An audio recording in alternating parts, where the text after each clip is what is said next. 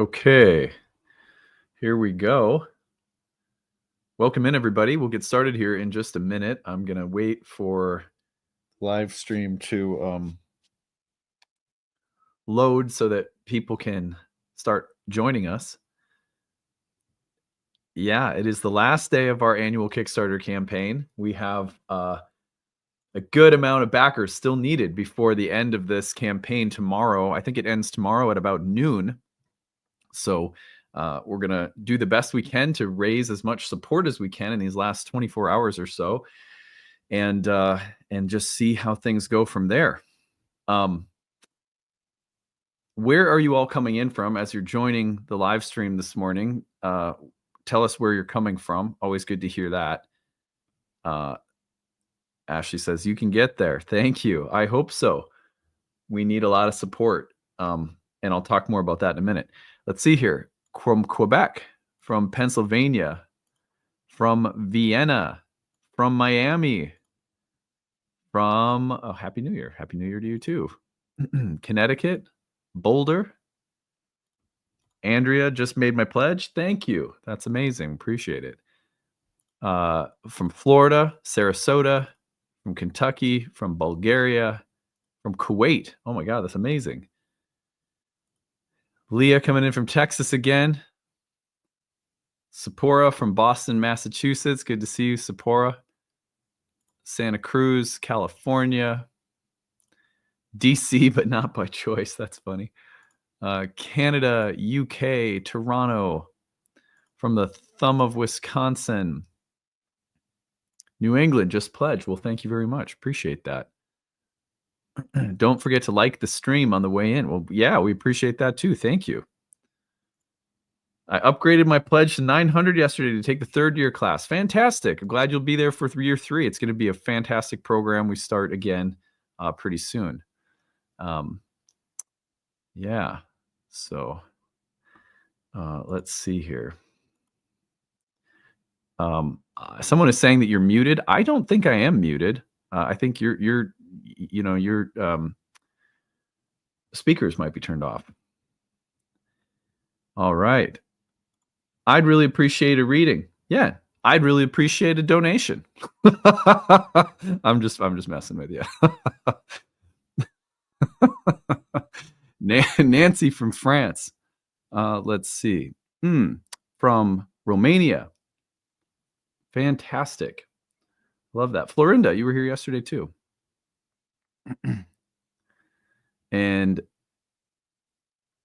perfect.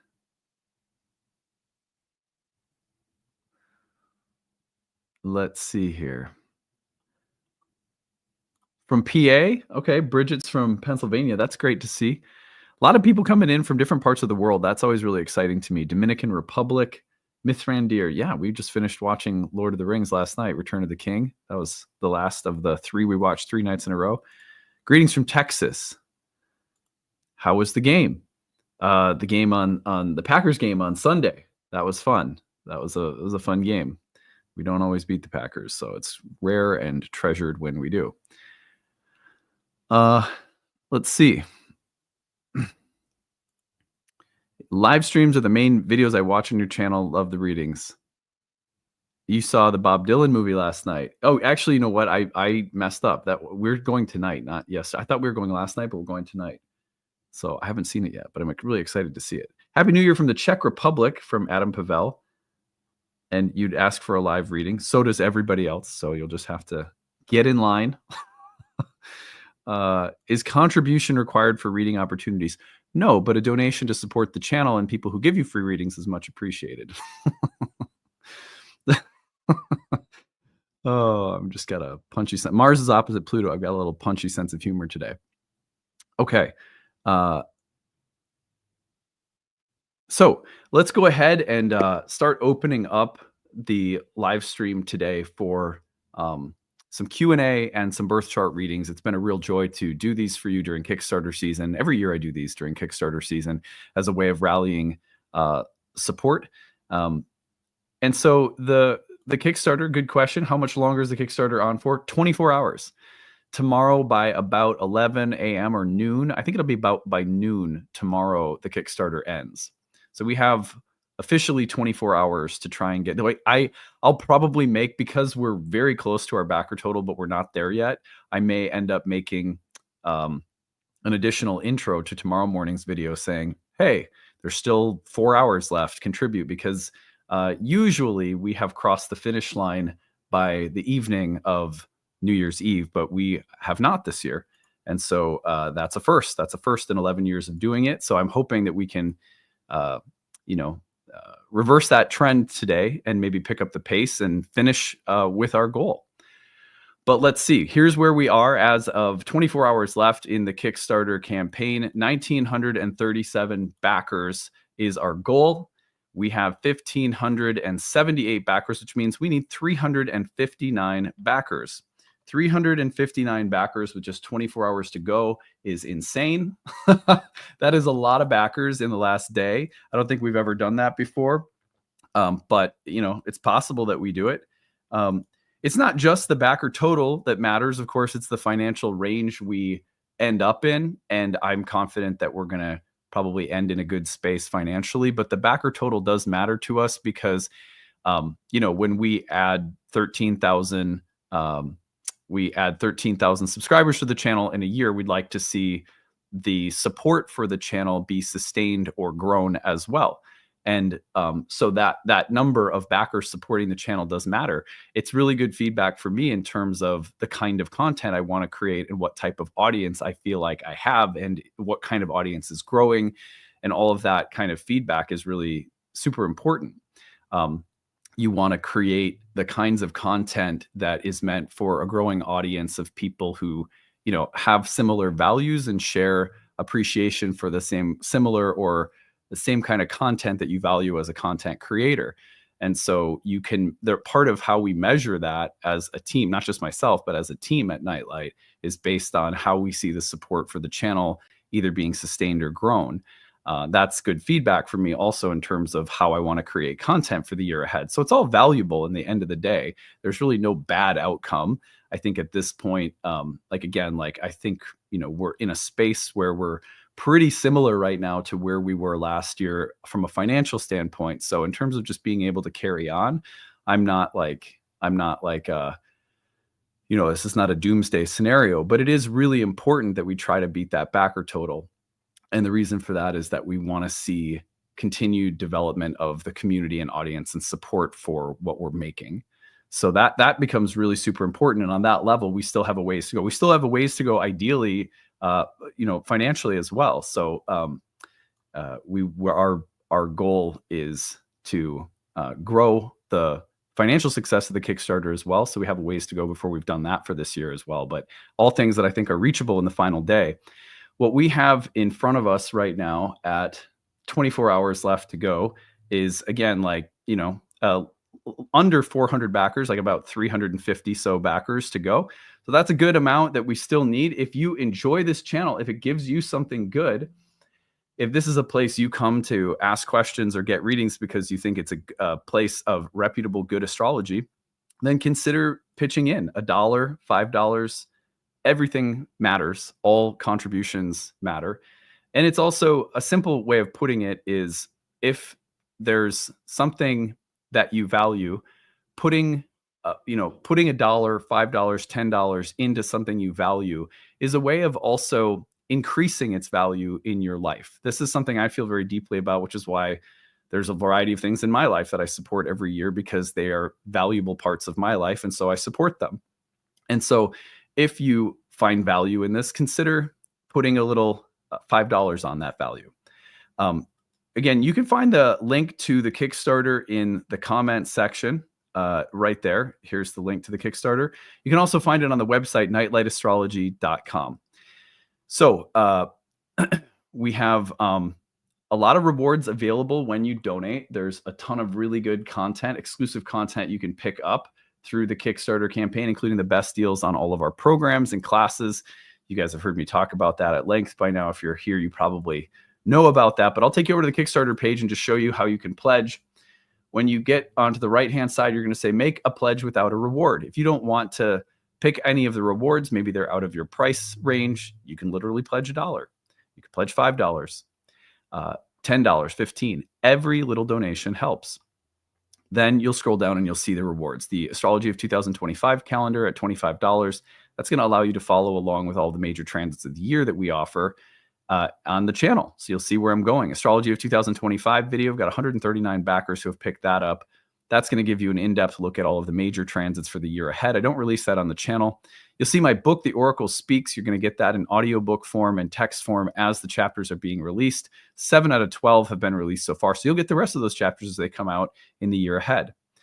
Year ahead horoscope videos are going to be probably the best value. 185 backers have picked those up. You're going to see a year ahead horoscope reading for your sun or rising sign, all 12 signs. It's about 8 hours long. So that's a great value. You're getting in-depth look at all 12 whole sign horoscopes for 2025. Don't release that on the YouTube channel. And then you'll see a bunch of master classes. These are all 8 to 10 hours worth of content on specific topics in astrology. There's an Astrology for Complete Beginners course. There's a horary reading package you can buy. It's really nice. There's also masterclass bundles from previous years. Our Roots and Spheres Moon Circle, which starts this week. Really excited for the new Roots and Spheres program. We diet plants, work with gemstones and rituals alongside of the moon cycle. It's really about making the astrological experience of 2025 more experiential, more spiritually focused and ritualistic. The 2025 Masterclass series you can join. That's coming up starting in January. A bunch of new topics for the year ahead in the Masterclass series. Then my wife's herbal apprenticeship courses are available. If you watch Ashley's channel, many of you do. You know, she teaches herbal apprenticeship courses. She's been doing that for like 15 years. Those courses are also on sale. And then you'll find the major Nightlight courses, year 1, 2, 3, and Horary, all on sale. And if you bundle, the savings goes up significantly. So last day to purchase that between now and tomorrow. So that is, here we go. Yeah, so that's what's available. I will sometime during today's live stream, I will sort of return around to plug the Kickstarter again. But let's just do a little brief reminder. We are at, a few more backers have come in. That's great news. We're trying to get to 1,937 backers within 24 hours of right now. And we are at 1,582, which means we need 355 more backers in the last 24 hours. That's a lot. So if you appreciate this channel, consider supporting us so we can meet our final goal, call it good, and roll into 2025 with a nice fresh start. Okay, so on that note, here is the link to the Kickstarter one more time. It's in the live stream comments, and it's going to be pinned to the top of the comments when this is a replay, and it will also be in the description of the video or on nightlightastrology.com. And there will be a link that says 2025 Kickstarter. Ada says, when you try to check out and pay, there's a message that the rewards are not guaranteed. I don't know what that is, but it made me nervous. Yeah, so the rewards are not guaranteed because the Kickstarter is all or nothing funding. So we have already met a bare minimum requirement for the all or nothing funding. So you shouldn't get that message anymore because they are guaranteed now that we're done with our bare minimum goal, right? So with Kickstarter all or nothing funding, I explained this yesterday, you usually set a goal that's not your actual goal, because if you fall $1 short of your actual goal, you get nothing. And people aren't charged either. You don't lose anything either. But the campaign is just simply not successful, and then nobody's card is charged and you don't get a penny. So we set a goal for ourselves that was like a bare minimum. And then we know that anything over that is now guaranteed you get to keep. So we met that goal, which means your rewards are guaranteed because the Kickstarter has been successfully funded at its minimum level. Our actual goal is to get to 1,937 backers and to fall between the range of the Kickstarter from 2 years ago and last year. That financial total will have us in a range that we know we can work with in terms of all of our programs, the staff overhead, the taxes and fees that come out and everything like that. So yeah, so that's how that works. And so in other words, if you donate, you will get your reward. There's no question in that. We're going to be starting to send those out in the next 2 to 3 days. So yeah. Just donated. Well, thank you. Thank you for that. We super appreciate it. Yeah, I believe we can get there, like I said. But anyway, glad he said, just sent my pledge in. Thank you. It matters a lot to us. We really, really appreciate it. All righty. So let's, not much, but like you said, anything we're able to, that's exactly right. It takes a community to support a community, right? So that's the philosophy, and any amount helps. Everyone's in a different situation. We know some people can't afford to donate anything, and that's okay. We understand that too. But if you can, we appreciate it if you do. Mark says, I think it's also Kickstarter's way of protecting themselves and putting the responsibility on the creator to fulfill rewards. So there's a trust element in the creator. That might be true as well, but we have all of our rewards are made and ready to be sent out. And there's never been 1 year in which we haven't fulfilled the rewards that we've promised. So yeah, that's not it's not a question. Damien says, this is a really awesome community you've built here, Adam. Thank you. And it's been built through all of you as well. Year after year. We really appreciate it. Okay, so what questions do you have? My credit card is going to faint tomorrow. I grab pretty well. You know what? You're going to love your education at Nightlight. It's a fantastic community, and if you love astrology, you won't regret taking courses with us. The whole program, the whole staff, the whole everything is the way we shape it. I really think is very special. All right, what questions do you have for me about astrology? Let's take some astrology questions.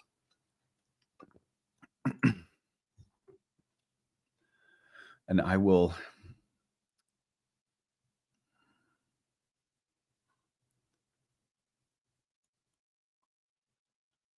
Here we go. Okay, sorry.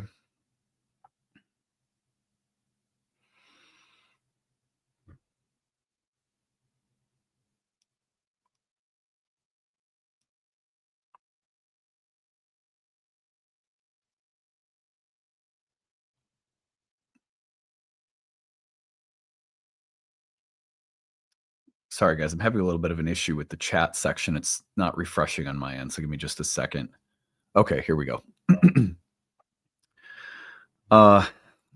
Would love to hear you elaborate on the oracular headspace. Seems like there's a lot of confusion rooted in approaching from a binary thinking headspace. Yes. Yeah, exactly. The easiest way that I would say to think about the oracular headspace, is in terms of an intimate relationship, right? Or a creative process. What do those two things have in common? From my perspective, an intimate relationship. Let's say it's with a lover, because everyone, I think pretty much all of us have probably had a lover at some point, or you can relate to that, or even if you haven't, you can at least understand the analogy. If you have a relationship with a lover, how do you, within the context of a relationship, ask yourself the question, what is truth? That's a big question within the context of intimacy. What is truth? Well, what do you mean by truth? Are we talking about the factual reporting on things that we are thinking or talking about or doing, or events that have transpired between two people? That would be one level of truth within a relationship. We have to catalog and record and observe and take note of experiences, thoughts, things that were said, things that were intended, things that you got to have a level at which you're just observing factual phenomenon in a relationship. Sure, so that level exists. But if you ask what is truth within the context of a relationship with a lover, that's a pretty deep question. It gets into, how do two people create meaning? How do they create intimacy? How do they approach the living of a life from the standpoint of how a relationship provides us with something, to live a life by? So questions about truth from the standpoint of intimacy and love and a relationship are very different for human beings. If you ask, if you ask the question, what is truth within the context of a relationship with an animal that you deeply love? It's different. There's always going to be a level at which we can talk about truth from the standpoint of like true or false, or objective descriptions of, events and details and facts. But when it comes to human relationships, living relationships between living beings that are conscious, the question of what is true of what is truth is a much deeper uh, conversation. Ancient mystics knew this very well, which is why they believed that a cosmos, as you are getting to know the cosmos itself, that first it's a living being, it is animate, it is a cosmic animal, and that getting to know it is a relational thing as much as it is an enterprise of the mind. And so when you get to know the cosmic animal, there is a dimension of that animal that is true in the logical, empirical sense of things. You can describe it. You can describe its features and interactions and its functions. But there's also a level at which the cosmic animal can only be understood through an appreciation of its beauty.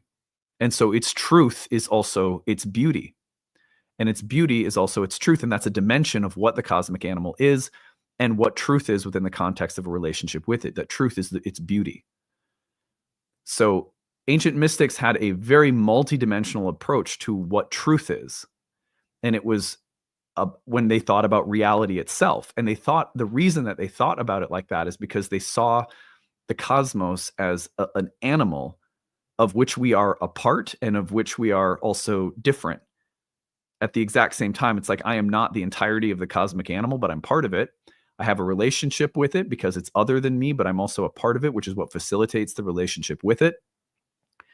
So that kind of interconnected, ecological, animistic view of reality was a part of how truth was conceptualized. And so once you understand it from that point of view, then you have to rethink what is astrological language? What is the language of dignities? What are the language of aspects? What is this language as a whole? This language is the means by which we apprehend and experience truth, but not truth in some purely empirical way, but in a living way that is beautiful and intimate and true in many different ways, not just true in some simplistic, objective, empirical way. In any approach to astrology that is coming from a standpoint of that kind of like, I've been unconsciously indoctrinated by empirical thinking, which many of us have, and we don't even realize it. And it's understandable. We're steeped in it. But because of that, we don't have the ability to see the way in which empiricism clouds our ability to relate to the cosmos, and we don't understand the language that of astrology as a living thing that has many dimensions to it, that contribute to the way in which it speaks truth. Okay, so the exact same thing could be said about a creative process like art or music. In what way are, as an artist, in what way does you and your art and your craft have a relationship to truth? That's a deep question that we're not trained to think about that kind of question in our education for the most part. So but artists know very well that your relationship to truth through the medium of art is a very different experience. It doesn't make it any more or less true than the pursuit of truth through physics. It's a different kind of truth, but there are many kinds of truths, and they all sort of coexist. And astrology is a, a, a a language that has predictive and descriptive power, but it also has it is primarily an oracular power. And so we have to think about it more like art or love. We have to think about it like relationships or creative processes in order to understand how it speaks truth, and then how to relate the more logical dimensions of the craft to the more artistic dimensions of the craft, more intuitively. So anyway, it's a long answer, but it's a very good question. So yeah.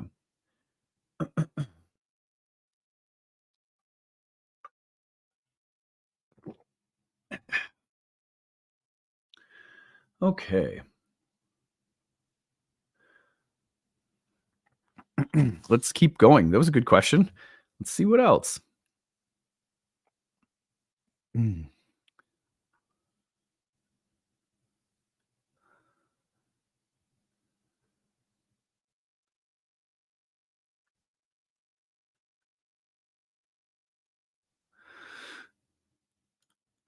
I just donated to the Kickstarter. Thank you. Thoughts on Saturn K2 Mars conjunction in Aries in the 7th? No, not particularly. I mean, not, you know what I mean? Like okay, those are details about your chart, but remember that context drives everything, right? So don't think about those planets as having a static, fixed, objective meaning. Think of them as what I want you to think about. Think about your chart like a kind of like a temple, and in one wing of the temple there are a few gods congregated. You know, maybe beautiful statues of those gods congregated in that part of the temple. When you go into that part of the temple, based on why you're there to worship, what you're hoping to understand, what you're asking for, what you're offering, you'll get a different response, because those are oracles, not facts, right? Those are oracles, not static elements of your psyche or something like that. This is the way of thinking about astrology that we really need, so that we don't get stuck going, what does this mean in my 7th house? It doesn't mean anything unless we have a context that we approach it with. Then it can speak as an oracle, because what that is in your 7th house is a congregation of gods, not facts about you. Do you see what I mean? So if you approach them saying, okay, well, I know that this is the marriage house, and I know that these planets can be difficult, and then, you know, try to go from that level of things to a very concrete, specific level. Like, okay, up until this point in my life, I have, up until right now, I've always had struggles in relationships. Well, what kinds of struggles, right? And then ask a question. The question might be, okay, well, I've had I don't know, maybe I've been with men who are domineering or something. And I want to know why that is the case. Why is that the pattern? You know, so then you approach the oracle of those planets in the 7th house and you ask that question. And then a sensitive astrologer will help you unpack that. Talk about, well, what has the pattern been? What has the history been? On what level have your own choices been a part of the pattern? Or on what level have you been totally blindsided by people, and you know, you were taken by surprise. You weren't expecting this. You couldn't have, you couldn't have assessed that they were going to be this way when you first met them. Or do you see what I mean? Like, whatever the context is, whatever the story is, you want to approach that from the standpoint of having something to ask about or look at or understand or reflect upon. It is almost never going to be the best kind of astrology when you start by just saying, what does it mean that these gods are in this house? Astrology doesn't work that way. It really doesn't, because if you ask 10 astrologers that question, what does it mean that these planets are in this house? You'll hear 10 different answers for the most part.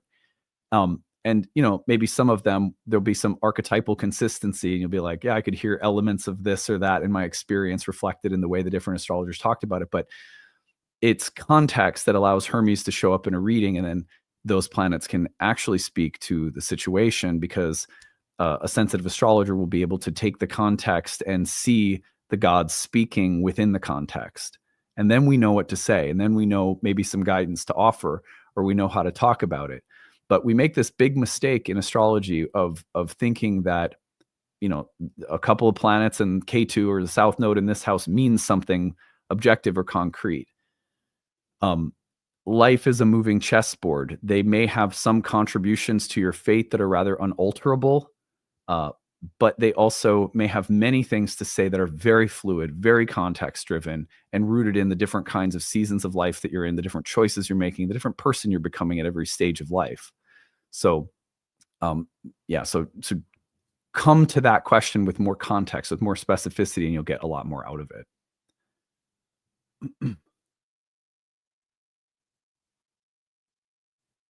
Okay.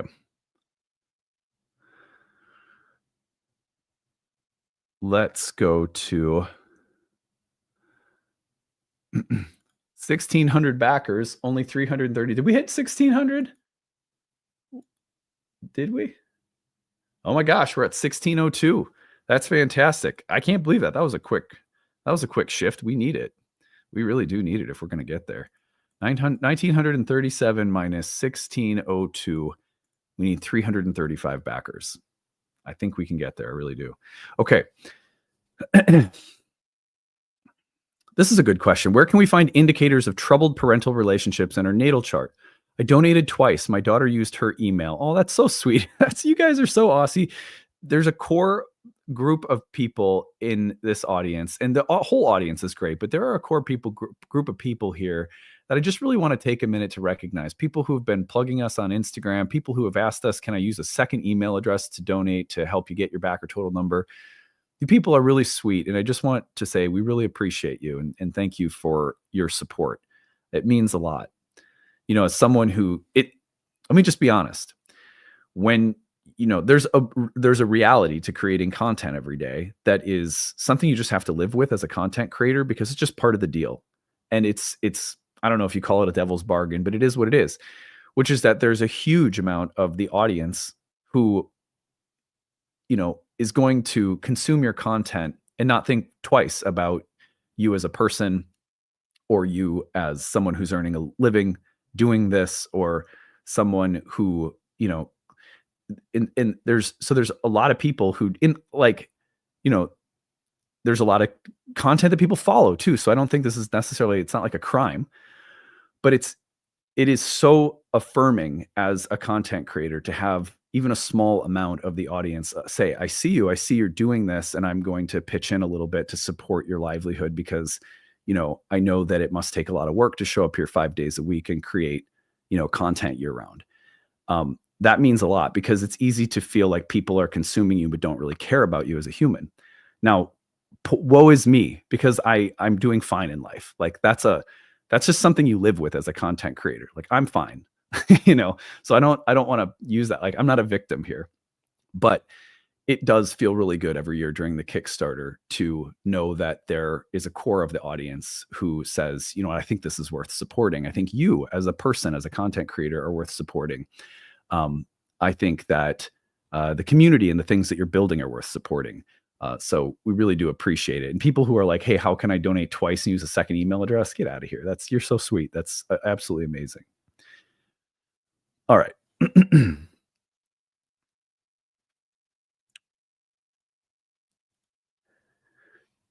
Regarding your complete beginners course, would it be good for someone who's familiar with astrology in general, but not Hellenistic or Vedic? Yes. Yeah, it's a really good place to start if you are like absolute beginner.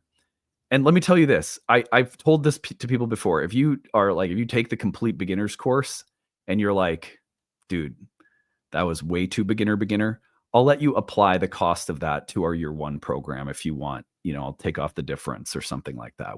I do things like that for people because I don't want people to feel ripped off. If the beginner class was like way beneath you and you gave it your best shot, then we can apply the difference to year one, something like that. So we can, if that comes up for anyone ever at Nightlight, I'm always willing to talk to people about that kind of stuff. How do you find balance between your private life and a very public life as a content creator and spiritual astrologer? Well, so for me, like the number one thing has been to watch what kinds of things as a teacher, a reader, or a content creator will tend to trigger a stress response in me that makes me sad or angry or frustrated outside of my office, So, and then I've had to get really good about sort of protecting my serenity from certain dimensions of the work that push those buttons. And the reason for that is that I have to protect my family from me carrying frustration or irritation or sadness or emotional reactions or whatever they might be. I have to be very careful of what those are and to make sure that I have good boundaries up so that I don't leave this office in my own house, right? And I go downstairs for dinner, or I go downstairs, like today, we're going to spend the day together as a family later. And I don't bring with it some negative emotions. Do you know what I mean? So that's been a really big part of the process for me, because prior to being on YouTube, I did not have that problem. I'll tell you, teaching classes and seeing clients have never really been an issue for me. And very, very rarely has anything ever happened in classes or with clients that I've carried out of this room, But YouTube is a different beast. And that's because, again, you guys don't see a lot of this because we have someone that curates this. But every single day, not every day, but at least a couple days a week, we have people leaving some of, the most cruel, shitty remarks that you wouldn't believe it. And some of you maybe have even seen them before we've gotten to them. We have people who, are racist or bigoted, or who will rip on people of different genders or sexual orientations. We have people who will show up in the comments section and tell me that I'm a piece of shit astrologer who talks too much, tells too many personal stories, cries too much, or is, whatever, like all sorts of things that people don't like about me as a content creator, which on my end, I'm like, hey, whatever you like or don't like is your business. Like, there's not every content creator out there, even in subjects I love, do I resonate with. There's a lot. I like listening to things about fitness and health recently, but not every content creator has a style or personality that matches my own. I get that. But the last thing I'm going to do is tell them that because I don't particularly resonate with their delivery or approach or personality, that I think they're a piece of shit, It's like, what? How is that cool? How is that okay? But people do that. People do that like 3 to 4 times a week on the channel. One of the things that I noticed several years into my practice on YouTube was that there was a significant amount of really hostile things being said if and when I ever addressed current events in astrology. I also noticed in my private life that if and when I spent time watching the news, that I would carry that stress from the news into my relationships with my dog, my kids, my wife, my friends. And so I started realizing, there are certain places psychically that I'm not wired to do super well with, right? So I don't address politics on the channel anymore. I didn't do a ton of it ever, but I used to do more of it. I don't do it at all now. And the most of the reason for that is because of the insane amount of really aggressive, divisive things that would start happening in the comment sections. And I would start feeling like sincerely shitty about myself as a person because of the mean things that were being said. And then I'd get angry, and then my wife and kids would have to deal with it. They wouldn't know what was going on, and I wouldn't tell them because I didn't want to bring them into it, but I couldn't get rid of the mood right away. Right. So it's like, I've learned a lot over time with respect to being a content creator that, protecting my serenity is, really important. Like, the content that I create now has become more and more a reflection of what brings me peace.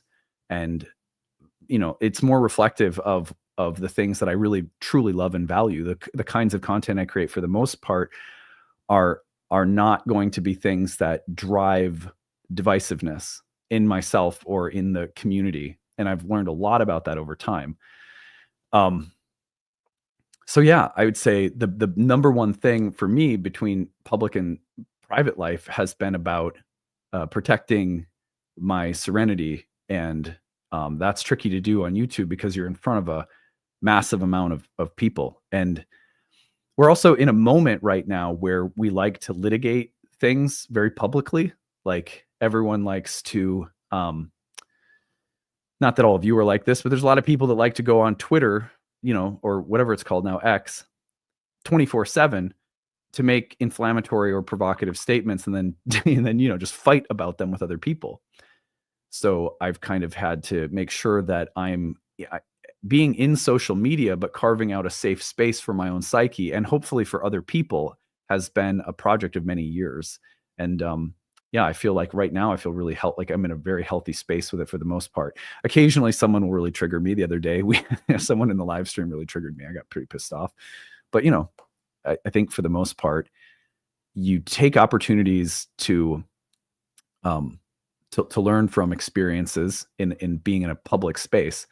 The other thing that most people don't know about me is that in my personal life, I'm actually very much an introvert. I like small groups of people.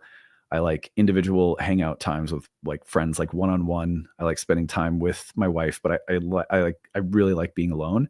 I don't love being around groups or lots of energy. I get overly stimulated and drained like really quickly being around lots of people. So it's kind of weird because, being a content creator, being a teacher, being a public personality is like when I'm on stage and I'm doing this, it's fine. I don't feel drained at all. But privately, when I'm not in the kind of public astrologer cap mode, I'm very much an introvert. Not a lot of people know that about me. Okay. Let's see.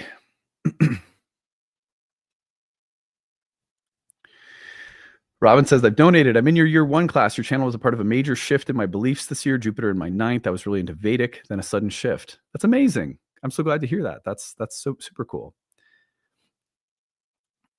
On being a content creator, do you have advice for that? First, publish on being public. Where can we look to our chart topics like publishing content we create that's so close to us? Don't look at your chart. Don't look at your chart. I know I might sound like irreverent and sort of flippant when I say stuff like that, but I'm serious. You don't need your chart. You know, it's kind of like, imagine that every time you go to your chart, you're going into a cave to talk to Yoda and ask him for advice. We treat it more like it's, I don't know, we don't have enough reverence around it. And I promise you that there's nothing really your chart's going to do or not do for you that you can't just do for yourself. If you want to be a content creator, go be a content creator. Later on, you'll find it reflected in your chart, but don't go looking for permission from your chart to do something your heart is telling you. Do you know what I mean?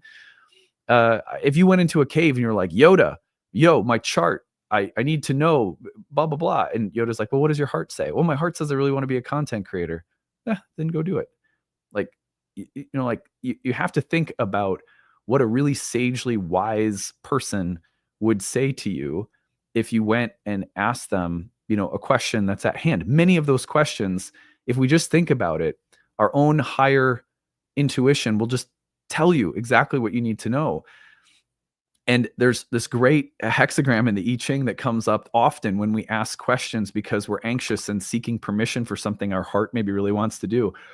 And it'll be called inexperience, hexagram number 4. And it's kind of the picture of a student going to a teacher and asking a lot of dumb questions, which we all do.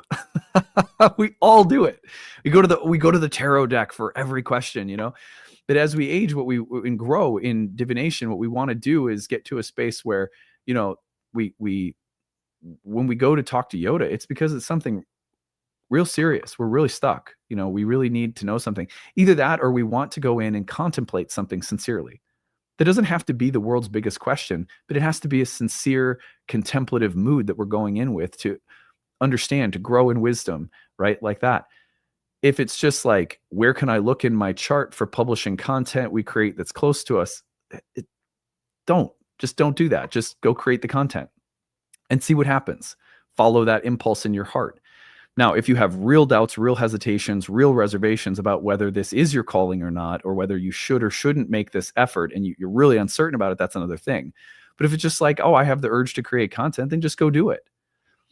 And what I would say is your first publish doesn't matter. I don't even remember what my first publish was. I have no idea. It matters a lot more. Okay, so, there's that quote, and I don't remember how it goes. I always remember Denzel Washington saying it in an interview that's like been memed a bunch. But, it's like, motivation is important because without motivation, you won't get started. But without consistency, you won't finish. I would say most of us need consistency more than motivation. Motivation is like a flash in the pan. I'm going to create content. Great. You better do it consistently over a long period of time, over a long period of time with devotion. Otherwise, the results won't be there. I would say it's much more important to set up a schedule of consistent production, like once a week. I'm going to do, and I will not miss my once a week content creation. That's going to be more important than, what your first publish is. That's my opinion. Anyway, I don't mean to take you to school there. I just really think it's important that we not, if you want to, once you start creating content and you see how it goes, then reflect on your chart and have fun reflecting and trying to find or see the process that you're in the mix of in your chart. But don't go to your chart looking for who to be. Do you know what I mean? I think we make that mistake all the time. It's like, it's like, if you, another way of thinking about it, like if you think about the tarot, I think a much better question for the tarot deck, if you're going to spread some cards out, would not be, what kind of content should I create? Right? It would be like, I'm thinking about this approach. This approach to content feels like the right one to me. Can you give me some feedback? That's better. It's better because you're not asking the oracle to be the source of wisdom that you yourself lack. Like there's a saying in horary, which is never ask the oracle a should I question. Should I do this? Should I do that? The oracle can't make decisions for you. It can't tell you what to do. It doesn't want to tell you what to do any more than if you went into a cave and asked Yoda what to do, that Yoda is going to be like, oh yeah, just go do this and you'll be successful. That's not wisdom. You know, that's you should hire a business coach. You know what I mean? Like if you're going to talk to the oracle, you should be like, I'm thinking of this approach. Can you offer me some reflection and feedback? Because I want to make sure that I'm doing something that will be sacred and meaningful. That's a good approach, right? See the subtle difference between them? I hope that helps.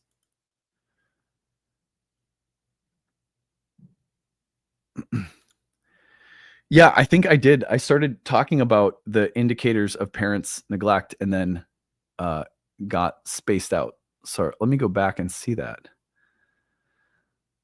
Oh, where was it? Sorry about that. It happens sometimes. I get talking on one thing and I forget. Here we go. Where can we find indicators of troubled parental relationships in our natal charts? Yeah, because you mentioned donating twice and then I went off about that. Sorry, humbled warrior. Let me answer that question. So where can we find indicators of troubled parental relationships? You're typically going to look for afflictions of the moon or the fourth house, planets in the fourth house of the ruler of the fourth house. Those are going to be the general indicators, and then their positions. So if the ruler of the fourth is in the 12th, or if the moon is afflicted by an opposition to Saturn or something like that, that's typically where you'll see it. Sometimes the sun as father could be an indicator to look for. And then again, you're going to look for difficult conditions.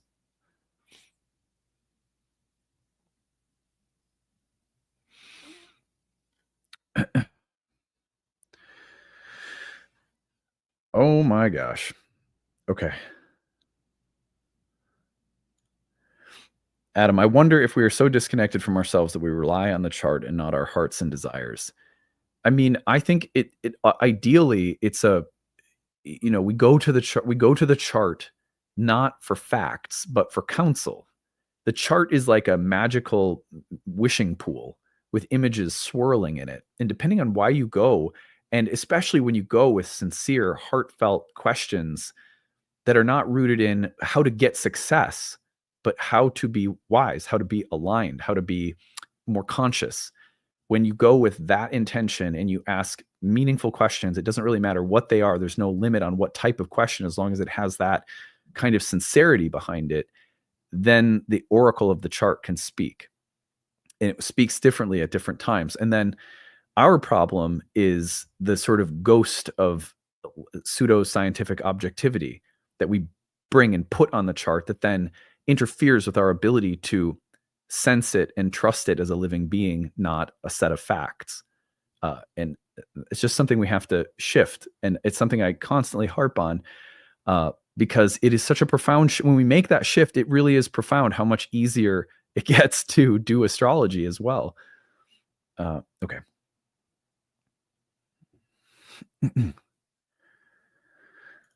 This is a good question. What are the ethics of astrology when someone asks about death in a chart reading? Well, that is a very good question.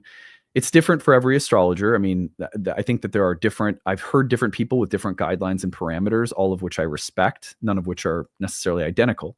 So it can be practitioner sensitive and specific. But generally speaking, I do not allow for questions about death that are not rooted in some kind of legitimate concern. For example, most of the death questions I receive are horary charts. And in that horary chart, they will say something like, I am dealing with advanced cancer, and there's some hope that I could pull through, but I'm also trying to realistically prepare myself for the possibility that I will die. And I just would like some clarification on it looks like whether or not death is imminent. To me, that's a legitimate question coming from a real space that someone's in. And if they want to ask that, I'm not going to judge them for it. On the other hand, if someone says, I just want to know when I'm going to die, no, I don't deal in death. For me, that's a boundary. So I can't do it. If someone says I'm having a surgery, there's some risk of death, I want to know if I'll pull through, I'll do it. And honestly, in my practice, I have, for example, I had a woman not long ago, and her husband, who came in for a reading. Woman had, advanced cancer, wanted to know if she was going to pass. I said, it does look like you're going to pass. I don't think, I can't remember exactly what the timeline was, but anyway, her husband got in touch, let me know that she had passed, and it was along the timeline that we had said it was, and I think it might have been a few months or something. He said that it had given her a tremendous sense of peace. She went on doing what she could on the level of intervention, but there was a sense of, and if this doesn't work, I know that it is my destiny. I can trust that. I can trust my soul is ready to go. So for her, it was a very positive thing. It's also about anxiety, engaging anxiety. If a client comes in and they are just really intensely anxious, and I can tell this is going to not be helpful to hear if it looks like they're going to pass, I probably will not take the reading, or I'll tell them, I think your anxiety is really high. And do you really think that if this shows death, it's something you're really going to want to hear right now? And I've honestly had some people reflect in that moment over many years of doing this. No, I actually don't want to hear it. You know what I mean? So sometimes it's very personal and individual, and it's about gauging anxiety and not letting someone do something to harm themselves, even if they might get the correct answer,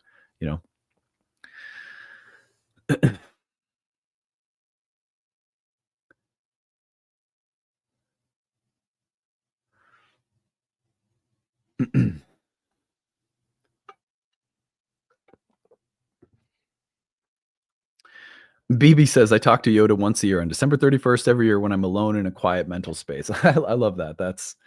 That's amazing.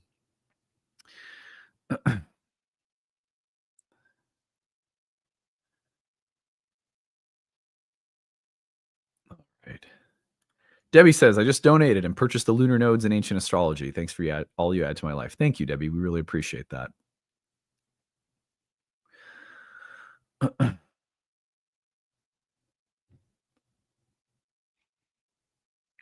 How do we get a reading? You'll get some instructions on how to do that in a little bit.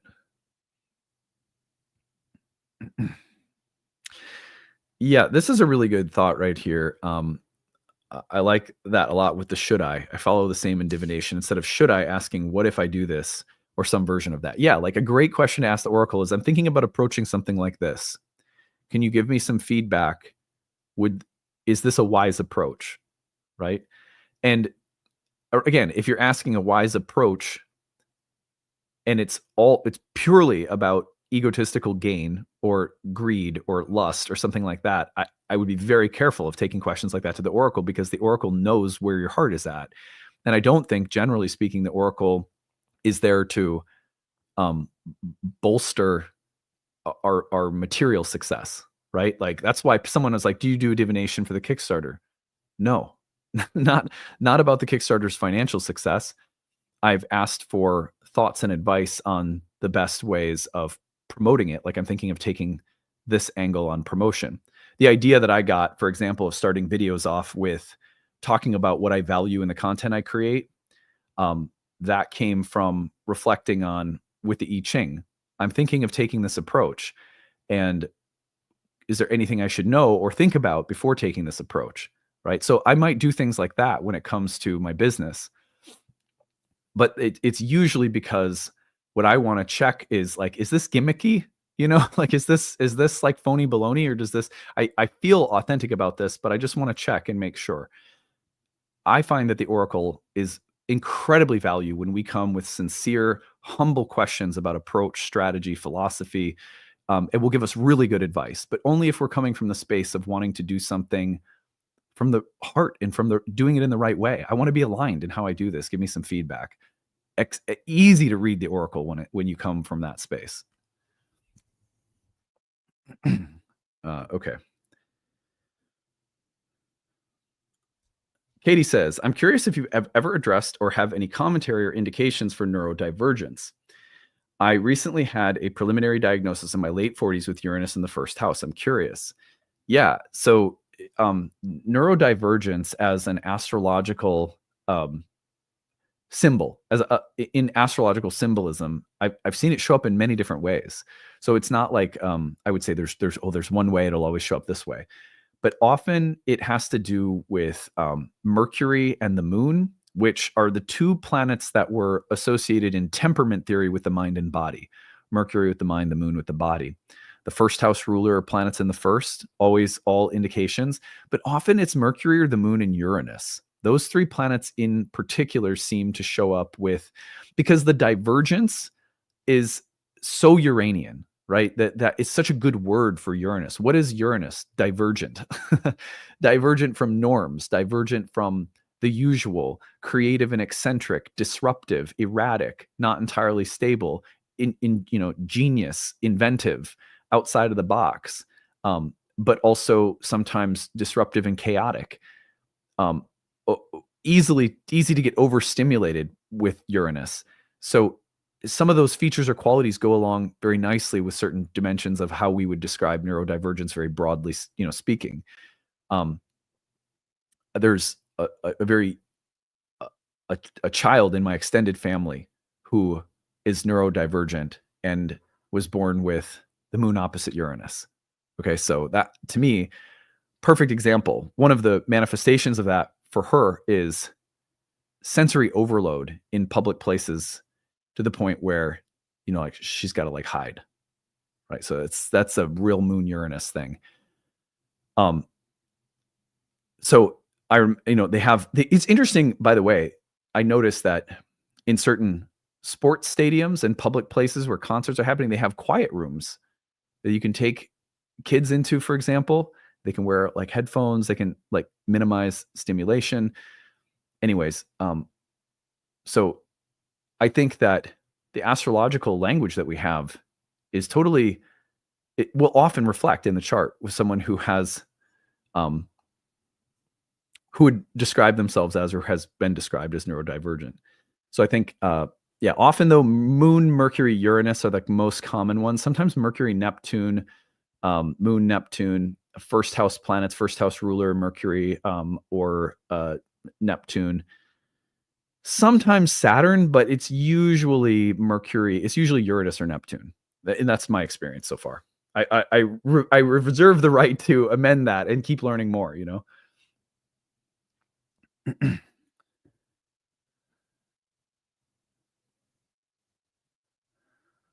Let's see here. Some other questions. How do you use Chiron in a chart? Well, I don't. Like, personally, Chiron's not a big part of my practice, but Chiron, I was born with Chiron on the ascendant. And so it's been an interesting thing for me to occasionally spend some time with, on a more personal level.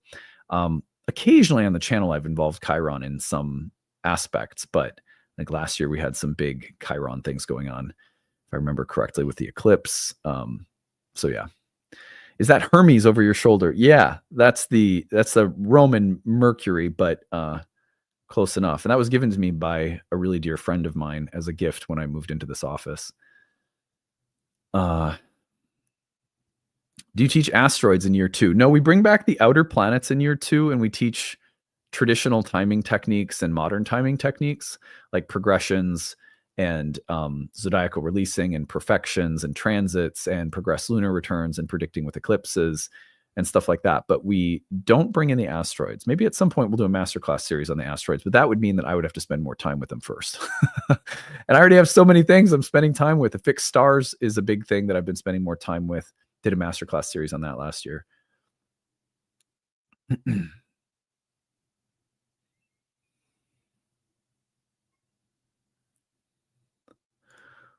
Luminous beings are we, not this crude matter? Yeah, that's right. I love that. So excited for your new book. Thank you. I hope you'll enjoy it. I really do. I hope that people will see their own story reflected in the stories that I share about how we develop a relationship with an oracle. Refreshing the Kickstarter like a psychopath. 1617. Rooting for you, Adam. Thanks, Monique. You're the best. Monique, a longtime Nightlight student, community member, and we had a Nightlight fantasy football team at one point in time. Monique was on the fantasy football team through Nightlight. That was really fun. Here is the link to the Kickstarter campaign. It's in the live stream. We are at 1,622 backers. 1,622. 1,937 minus 1,622 means we have 315 backers left to go. Guys, just 315 backers. This whole Kickstarter, we have been behind the pace from last year by about 100 backers. And today, if we were at 215 backers, we would be exactly on pace for where we were last year. And I wouldn't be very worried. But for whatever reason, this year, we're a little bit behind that pace, which means we really need to pick it up these last 24 hours. So if you haven't yet already, please consider pitching in. $1 and $5 mean as much to us as anything. And I have to think that if you're watching this live stream, that at least $1 is worth it. You can be like, you know what, Adam's worth at least $1. Nightlight Astrology channel worth at least $1 from my budget. Anyway, I'm playing. Thank you everybody who's already donated. Let's see if we can't cross the finish line here in the last 24 hours. Here's a good question. Will you tell us about NORWAC? Any other conferences you'd recommend? NORWAC is a fantastic family-run conference that Laura Nalbandian has put together and curated and made one of the best astrological conferences in the world. I couldn't recommend it more highly. I've been a speaker at NORWAC. I think this spring will be my 5th time or my 4th time at NORWAC. It is the best vibes, the best fun times. NORWAC is, it's a very intimate feeling compared to big conferences. This conference, for whatever reason, has always maintained a feeling like, look, I'm not kidding you when I say that, like, I'll be sitting down with like 30 Nightlight students at 10 o'clock at night, just hanging out and talking in the lounge. And that's what we do. You get to see astrologers you haven't seen. A lot of my colleagues I'll only see once a year at NORWAC, or every couple of years when I'm back there at NORWAC. I don't go every year. She tries to rotate, speakers and stuff like that. Whenever she has me back, I'm there and I'm seeing my friends. I'm going out to dinner with my favorite astrologers. I'm going to classes from other astrologers that I love, and I'm really excited to see people in my classes. I mean, I'll never forget at NORWAC one year, Stephen Forrest was in the front row of one of my talks. I just about fainted. I was so excited. And then, I just got to shoot the breeze with him for a little bit afterward. And that's how it is. It's just, if you feel like you are a part of the family of astrologers that exist in this world, NORWAC is like next level in terms of bringing that to life. It's a great conference. Couldn't recommend it more highly. And when it comes to other conferences, ESAR conferences, I've spoken at one of them before. I've spoken at an NCGR conference before. I've spoken at UAC before. UAC is the biggest one. It only happens every 4 or so years, and it's been in delay because of COVID. So I think it's happening again. I want to say 2026, 2025. I just got an invite to apply as a veteran speaker. And so if I'm accepted, I'll be speaking there. I don't know how the process works. They vote on people, I guess. But I might be speaking at UAC, but that's certainly a huge one because it's all of the major organizations coming together for one big conference, biggest conference in the world, as far as I know. That's a little overwhelming, but also, like, in terms of the learning experiences and the socializing experiences, pretty epic. That's a big one, though. Okay. This will be my first NORWAC. Can't wait. I can't wait to see you there, Mark, wizard who drives the truck. Okay, let's. Bridget says, stellium in first, neurodivergent here. Love the chaos. It makes me unique. Absolutely. The most important thing that I have learned in life to this point is truly that you might as well love yourself. You don't have to get high on yourself, but you might as well love yourself. There's not a lot of better options,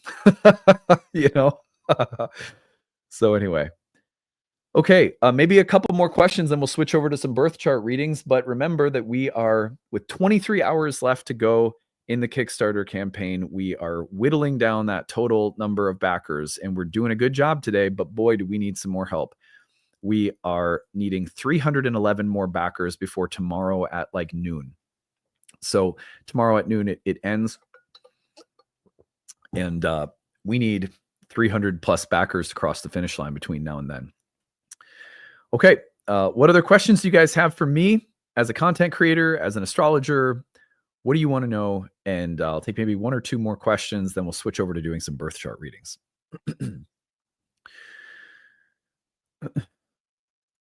Sarah says, I was also born with Chiron on my ascendant. Oh, that's cool. Yeah. It's interesting, the healing journey of it being on the ascendant. Uranus was going over Chiron on my ascendant when I went through the physical transformation that I've gone through with bodybuilding. So that was really interesting. Someone else asked this question over the weekend, and I thought it was great. Why are there no planets in joy or fall in Scorpio? Well, it's not joy. It would be exaltation. And the reason for that is really interesting. So there's a passage from Rhetorius where he says, why is it that at the place where the moon is exalted in Taurus, there no planet is depressed? And where the moon is fallen in Scorpio, there no planet is exalted. We say that it is because the moon is the fortune of all, and he whom fortune exalts, no one may depress, while he whom fortune depresses, no one may exalt. This is a key passage. It is a deliberately enigmatic and riddling passage that actually gives us not just insight about the moon and the question about Scorpio and Taurus and their exaltation and falls, but it also gives us tremendous insight into the distinction between rulerships and exaltations themselves. This is something I get into over the course of at least 2 to 3 hours in my year one course, because that passage and the reason that there is no planet exalted in Scorpio, no planet fallen or depressed in Taurus, is the key to understanding the entire dignity scheme between exaltations and domiciles. It's too complicated to explain right here. I've literally given a 2-hour talk at the ESAR conference I was just talking about on this subject because it's such an in-depth and important explanation. But the gist of it is that on one level, Rhetorius is saying, because the moon is exalted in the sign of Taurus, and the moon represents fortune itself, the wheel of fortune, karma itself. In the place where karma is exalted, nothing can be depressed. And in the place where karma or fortune itself is depressed, nothing can be exalted because there's a sense of those places having to do with the peak states of fortune or fate or karma. It's like when karma or fate or fortune dictates that something be full, it's full. It can't be anything else because there's a fatedness to it. When it's empty or depressed with the moon, because the moon is fortune or karma, it can't be any other way. So it's giving us insight with respect to the actual nature of the moon in this particular exaltation and fall. And that because all the other exaltations and falls are paired with the second planet. Venus is exalted in Pisces where Mercury is in its fall. Mercury exalted in Virgo where Venus is in its fall. All the other exaltations and falls work with a dyad of planets. This one doesn't. And the basic explanation is that has to do with the fact that fortune herself or karma herself can't be fallen in the place where nothing can be fallen in the place where she's exalted, and nothing can be exalted in the place where she's fallen. And they're talking about the intrinsic nature of fate or karma itself in that respect with the moon. So, but that's only one part of what ends up becoming this very deep esoteric explanation on the difference between domiciles and exaltations themselves, which is, really, really cool part of what we study in the program. Aaron Elizabeth, I just increased my pledge 4 classes plus lunar nodes. Amazing. Thank you. You're going to love those classes, and stay in touch with us as you're going through those programs. You let us know how we can help you at all. That lesson you're describing is beautiful. Had to listen 3 times. Yeah, it is a difficult one to understand, the one that I was just kind of outlining with the moon and all of that. But yeah, it's easily my favorite talk in the year 1 program. When planets are in a house, does it mean that they answer to the ruler or that they testify to the ruler? Thanks, all you do. Deeply admire your consistency and appreciate your dedication. Thanks. You know what? Why don't we show you an example? Let's just take a look at like a living chart example to explain. This is a very good question, something we go over at length in my programs. All right, so here is a chart on the screen. This is just, I guess, the transits for right now. Yeah, this is where the transits are at. Just had a new moon in Capricorn, so of course we'd be climbing up a mountain on the last day of the Kickstarter. Oh, I just love it. Okay, so let's go to Da, da, da, da, da. Let's make a simple example. We're going to make up a simple example right now. Um, First, I got to find a simple example because it's never simple, is it? Okay. Okay, here we go. So I just want to emphasize a one way of looking at the question you just asked. So I'm going to kind of adjust this chart. Okay, so let's just say that we are speaking with someone, and for whatever reason, we decide that we're going to start talking about marriage and relationships. So when we are talking about marriage and relationships, let's say the basic question they come in with is, I just want to know what it looks like for me with respect to marriage and relationships. Right? And I always say, okay, well, are you in a relationship? And they say, yeah, I'm in a relationship. And I love my partner. We get along really well. Uh, but it's really hard for me because I'm really interested in mysticism, yoga, spirituality, and my partner grew up in a religious home that was kind of extreme.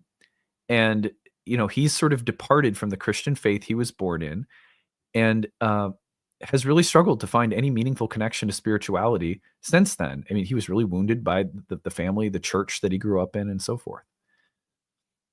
So I'm just struggling because I don't know if my spouse and I will ever share spirituality. Okay. So let's say that that's the context that someone brings in. Well, where do we see that here? And I set this up for myself, right? So, well, look, we could say that you've got the sun in the seventh house in the sign of Capricorn. And the host, now you were asking what it means, what kind of information the ruler brings. The ruler, the sun in Capricorn, is Saturn. Saturn is in the ninth house in Pisces. The ninth house would be the place of religion, spirituality, higher education, wisdom. It's one of the Dharma houses. So it's part of how we understand Dharma is through spiritual practice and wisdom traditions and learning. So what we see the sun in Saturn sign in the seventh house with Saturn in the ninth house. So one way that right away as an astrologer, what I'm seeing from the host is a spouse who has some real blockages, doubts, wounds, baggage, bitterness toward religion. How can I see that? Because I'm looking at a planet in the seventh house whose ruler is malefic Saturn in the ninth. So right away, I can at least see how exactly what she's experiencing is reflected in the chart. Okay, so the next question so first of all, if she knows anything about astrology, she may not, and in which case I may not say as much. But if she does know something about astrology, then what I would do is I would say, well, let's first just see how the chart is reflecting your situation. What do you love about your husband? Oh, well, he's really hardworking. He's dedicated. He loves me. He's very serious. He's a great provider. He's a good dad, but he's just so closed down and so cynical when it comes to religion. And he's been really hurt by it. So do you see how now the reflection of the ruler or the host in the ninth house is describing an underlying issue that exists within the marriage? So the ruler can modify or deepen the description of the karma that we're looking at. But of course, that karma might be different at 10, let's say 10 years down the road in her marriage, this may show up in a totally different situation. At some point, it could be that her spouse is temporarily working overseas and she really misses him and is feeling like she doesn't like the distance and separation. There's the seventh house sun with the ninth house Saturn ruling it, giving distance and isolation and loneliness because her spouse is working overseas 10 years later. And maybe at that point, he's had a spiritual awakening and they share spirituality, but now that Saturn is showing up as him working in a different country. So it's like, that's why we've been saying earlier, like every season of life, every stage of life, the planets will reflect differently in different contexts, different situations. So at the very least, I might start off a conversation with a person like this and say, you can really see the woundedness. Look at that Saturn in the ninth in Pisces. Someone's faith has been damaged. Rather than feeling like trying to convince him, maybe she's been doing everything she can to convince him of astrology. And I would say, maybe rather than trying to convince him, maybe an approach might be to say something like, you know what, if I were you and I had gone through what you went through, I probably wouldn't want to hear anything about astrology either. And I respect that about you. That's maybe an approach that this person has never even thought of that they could take with their husband. Rather than thinking you're cynical and closed down, maybe the shift is to understand that their faith has been wounded. So just that slight shift using Saturn could help things. So in this way, do you see how the start of the question, when planets are in a house, does it mean that they answer to the ruler or that they testify to the ruler? It's neither. It's that the ruler provides a kind of qualification or additional levels of information. And you could look at the testimony concept here because there's an aspect. So because there's a sextile, right, you have a harmonious flowing relationship between the 7th and the 9th house planets. A sextile is of the nature of Venus. And so there's some reception between the two of them that's positive. As an astrologer, this would give me maybe some sense that these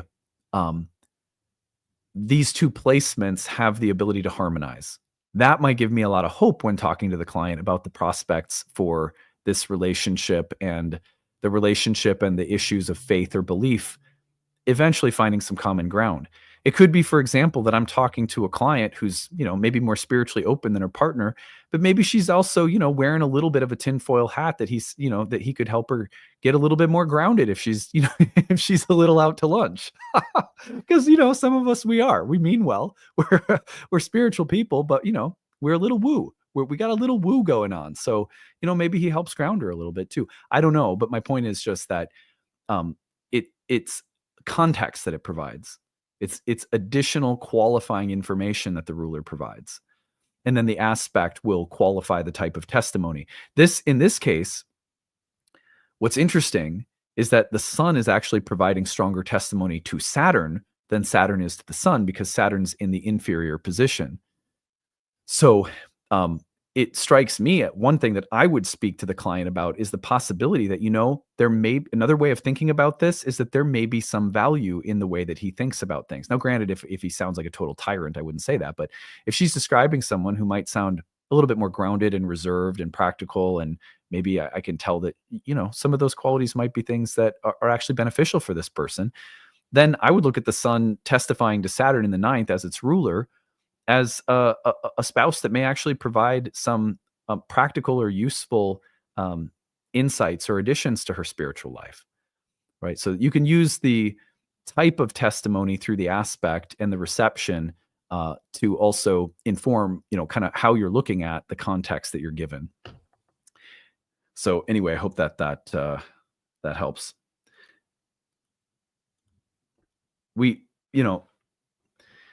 Think about a planet in the house as providing information about the topic, and then consider the ruler as providing really important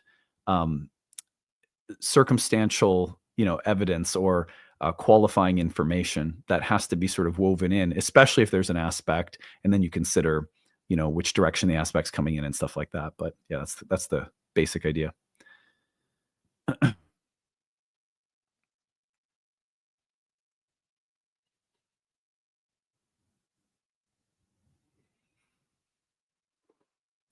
All righty. All right. Well, we're at about an hour and 20 minutes in. So I think what I'll do now is I'll take some birth chart readings. Let's do it. We're at that point where I think we'll turn into some readings.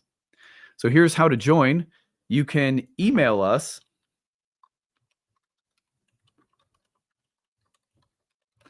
grabbed@nightlightastrology.com is the email address.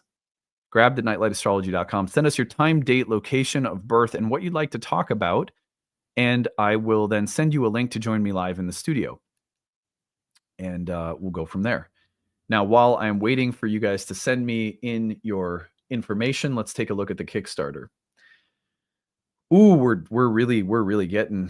doing good, but we're at 1,631 backers. 1,937 minus 1,631. We need 306 more backers. 306 more backers in 23 hours. Let's see. That means we need about 13 backers per hour between now and tomorrow. I think we can do it. I really do. All right. Here is the link to donate. I'm putting it into the live stream chat again. And I really hope that if you haven't yet, you'll consider pitching in.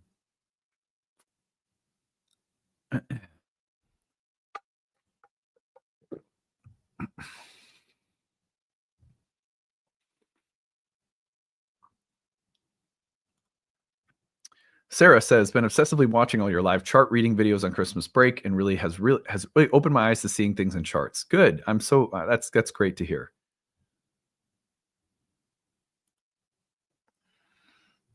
Okay, so some of you are saying that you've emailed in, so I'm going to start looking at my email inbox here and sending some responses back. Oh, oops.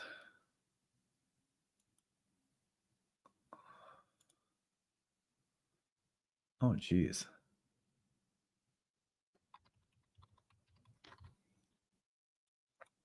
It looks like I need a text. Sorry, I got locked out of my email. That's crazy. It's sending me a text message. Okay, there's one thing that drives me nuts. It's like how often I'm like messing around with passwords for stuff. Does that ever drive you guys crazy? It's like, come on. You have to reset your password every 2 seconds. I guess that's the world we live in now.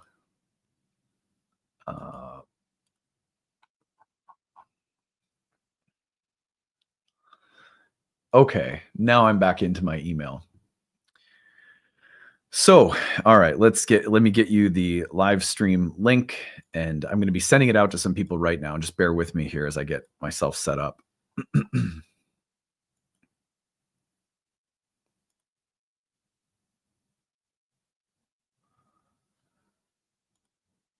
Okay.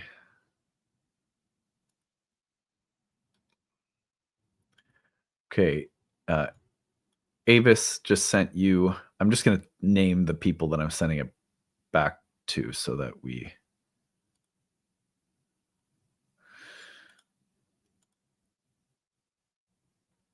Okay.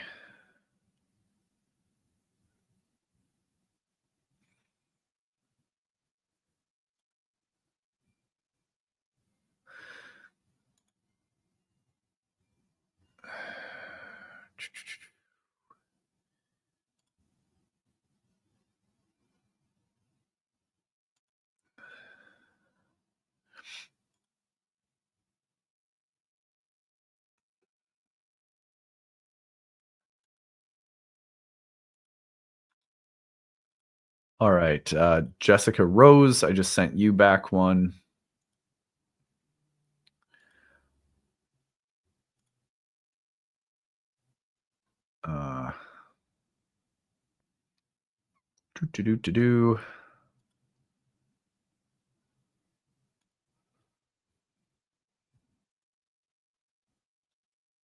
Alicia Welch, I just sent you one. And I'm going to send one more, and I think we'll be good there.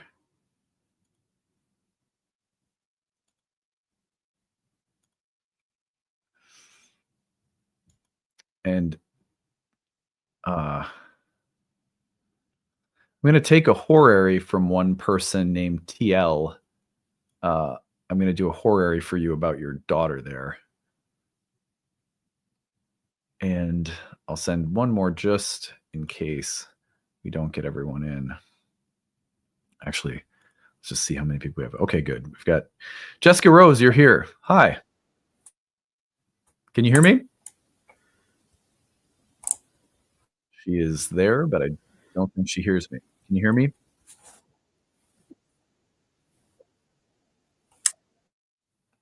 Yeah, I can hear you. Yeah. Hello. Okay, good. You have a little bit of a delay or like a lag.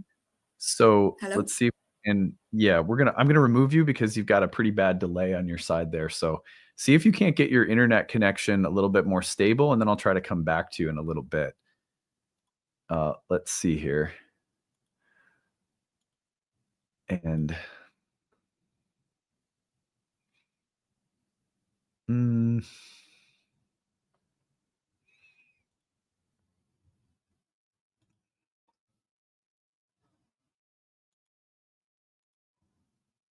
okay, let's see.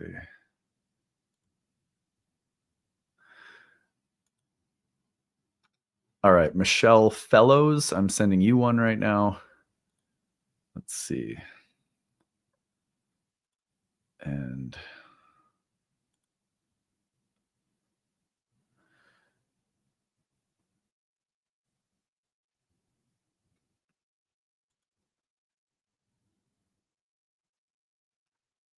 oh, good Lord. Okay.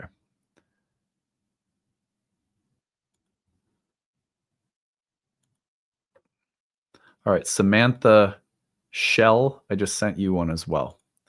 Let's see. Okay, Alicia, let's see if we got you. Hello, hello. How's it going?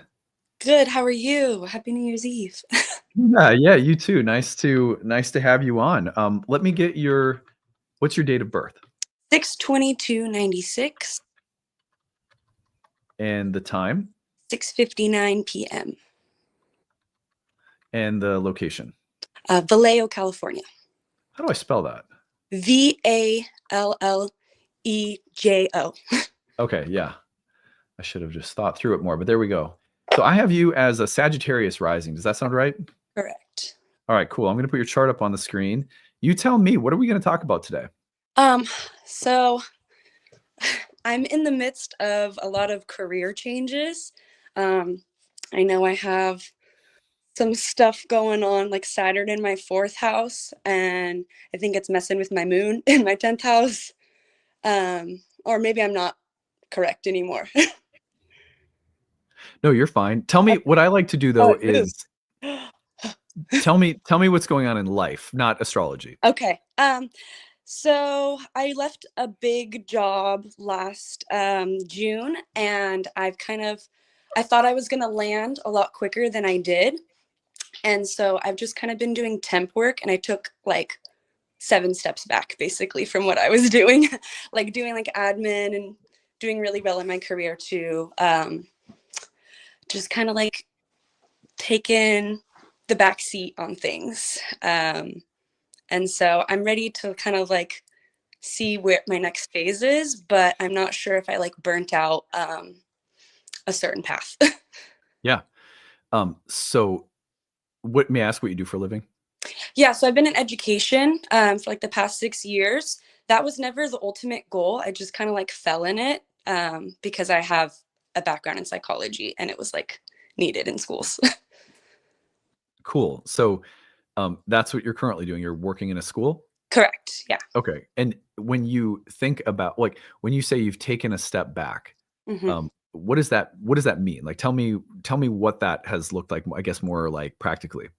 Yeah. So I was doing like grant management for like social emotional. I was doing like a lot of district wide implementation to now being in a classroom. And I like last year, or sorry, earlier this year, like I did a whole statewide presentation. I did that for like the past 2 years, and then like it's just been like crickets, and I don't know um, what I'm doing next, and if any of those opportunities are like still on the horizon, because I didn't keep in contact with everybody because after I left that job, I think I just kind of like shut myself down. I was so burnt out.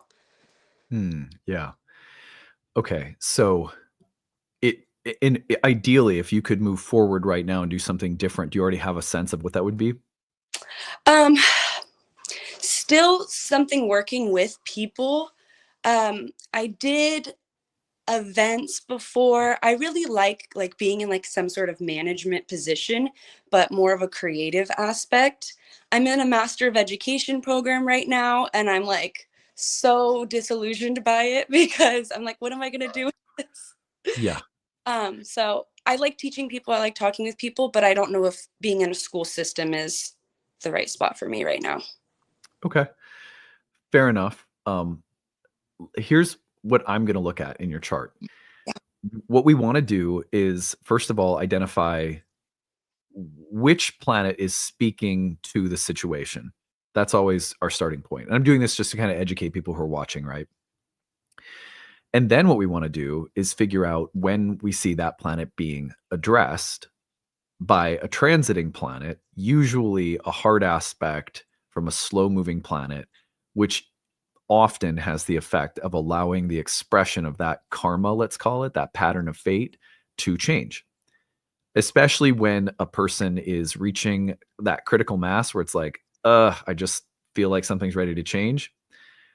I will usually be able to spot exactly what the planet is. And, you know, the reason that I'll be able to spot it is because it'll be the planet that's associated with the topic and that's about to receive a big transit. Because people start talking that way when change is usually coming rather soon, you know, and people show up to astrologers when those kinds of changes are also imminent. You know, that's just like part of the gig. Yeah. So when I look at your chart and I think, is there any planet here that I could see you ending up in a serviceable role, but one that might feel like there's some drudgery? Mhm. It's the moon in Virgo, right? Pretty simple. It's the 10th house, so it's career. Virgo is serviceable, knowledgeable, caring, conscientious, good at what she does. I'm putting it like she's a kind of like a mom up there.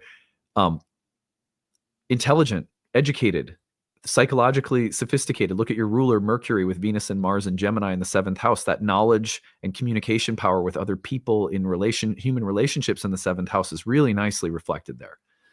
So like I love what you have as a set of skills here, but I could see one of the things that the moon in Virgo will often deal with is oughts and shoulds. You know, just like I ought to be doing, this is the good thing to do, this is the right thing to do, this is the pure thing to do. And it's hard to break free of those things for planets in Virgo sometimes. We can also see that you're an 8th house sun, and the sun is hosted by the moon. So we were just talking about what to do when a planet's in a house and its host is somewhere else. If we think about the sun as a like life path, like the arc of the sun describes the plot line of a life, like the arc of a narrative or a fiction or a movie or a play or something. The sun in the 8th house will describe that arc through its themes and topics. Well, one of them will be that my purpose is, if my purpose runs through the house of other people's esteem, right? The house was called the house of other people's esteem, which means their opinions, their values, what value they confer upon you, which is great. We all need that. It's like a social dimension of life that if we tried to pretend it didn't exist would be pretty silly. But also, when we're talking about the sun in your own life path, if it's running through the house of what other people confer upon you, and then the host is the sometimes servile moon in the career house, do you see how that can set up a life where one of the goals is to figure out how much to care and serve the needs and values of others? And maybe, on the other hand, how much to honor your own inclinations, your own desires? Why? Why does the soul need to do that? Well, because if you think about it from just a very basic karmic standpoint, as souls, we're social beings, and our value is largely determined by the value that we bring to other people, other souls. That's our dharma is meant to be of service, all of us. But at the same time, especially for Cancer in the 8th house, the fear is, what if I'm not loved? What if I'm not liked? What if I'm not safe unless my value is being conferred upon me by other people? What if I'm not emotionally safe or stable? And that can come with the sun in Cancer from a mom who was that way, or from a family who, maybe bent over backwards for other people, but didn't care enough for themselves, or for a mom that was coming from a mom that dealt with things like emotional guilt. I'm only as valuable as I am a mom, or I'm only, whatever it is, there may be some background there in the family karma. It's interesting to me that this Mars retrograde is going to strike right into that 8th house for you in the next couple of months, right? Watch for some of these patterns to maybe come up. But it's that pattern in the chart, the sun in the 8th with the moon in the 10th, that's probably at play within the frustration you're experiencing. So then the second question, as I mentioned earlier, becomes, when do we see either the moon or the sun? For me, either would be appropriate, getting majorly activated to provide an opportunity for a shift in the pattern. And we're going to see that with Saturn opposing the moon. Right? So here we go. Saturn opposing the moon. This is in February, while Mars is retrograde in your 7th house. And then we're going to move forward to March. And this is really important because on March, here we go. Get right. March 14th, we're going to see a lunar eclipse right between the moon and the midheaven in your chart. That's a south node lunar eclipse in the 10th house, which tends to bring the karmic fruit like real heavy on the tree. It's like a whole cycle of karma is completing itself with respect to the moon, with respect to the 10th house, you know, and so that's a good sign in terms of like, okay, there's an opportunity for sort of clearing things out. That lunar eclipse ought to help. Will it be totally easy? Probably not with Saturn opposing the moon too, you know, and I wouldn't be surprised if concurrent with whatever shifts start happening in your career, there are shifts that constellate ancestral patterns that are part of the work pattern. That's that moon and Cancer dynamic that we're talking about with the sun in the 8th. Now, if we go forward just a little bit more, we're going to take Saturn and we're going to see Saturn go into Aries. You're starting your Saturn return in the 5th house. I'll tell you right there, that Saturn return in the 5th house for you with the South Node is going to be about all the blockages that you feel around things like creative authority. What is creative authority? It's the confidence I have to be the creative author of my life, that I have a right to do so.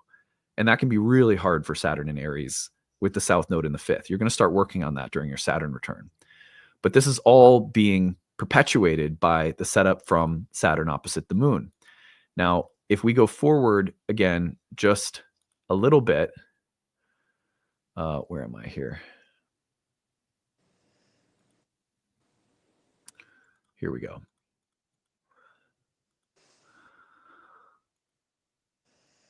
So we're going to see a solar eclipse in your 10th house in late September on the 21st. Now, the solar eclipse in your 10th house is happening a degree off from your midheaven. And at that time, Saturn's on your IC, the opposite degree of the midheaven. And we've started into your Saturn return. So these are very good things. We see some real markers of reaching a place of exhaustion or breakdown or frustration or finality with respect to something along the lines of career and maybe the feeling of doing things you don't quite love enough, right?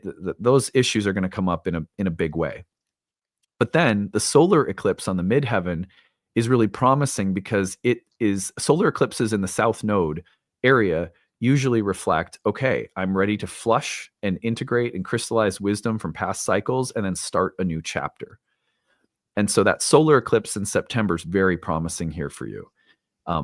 We're also going to see, Uranus is pressing into your 7th house, and it's going to be going eventually in time. It's going to be reaching over Mars, Mercury, Venus.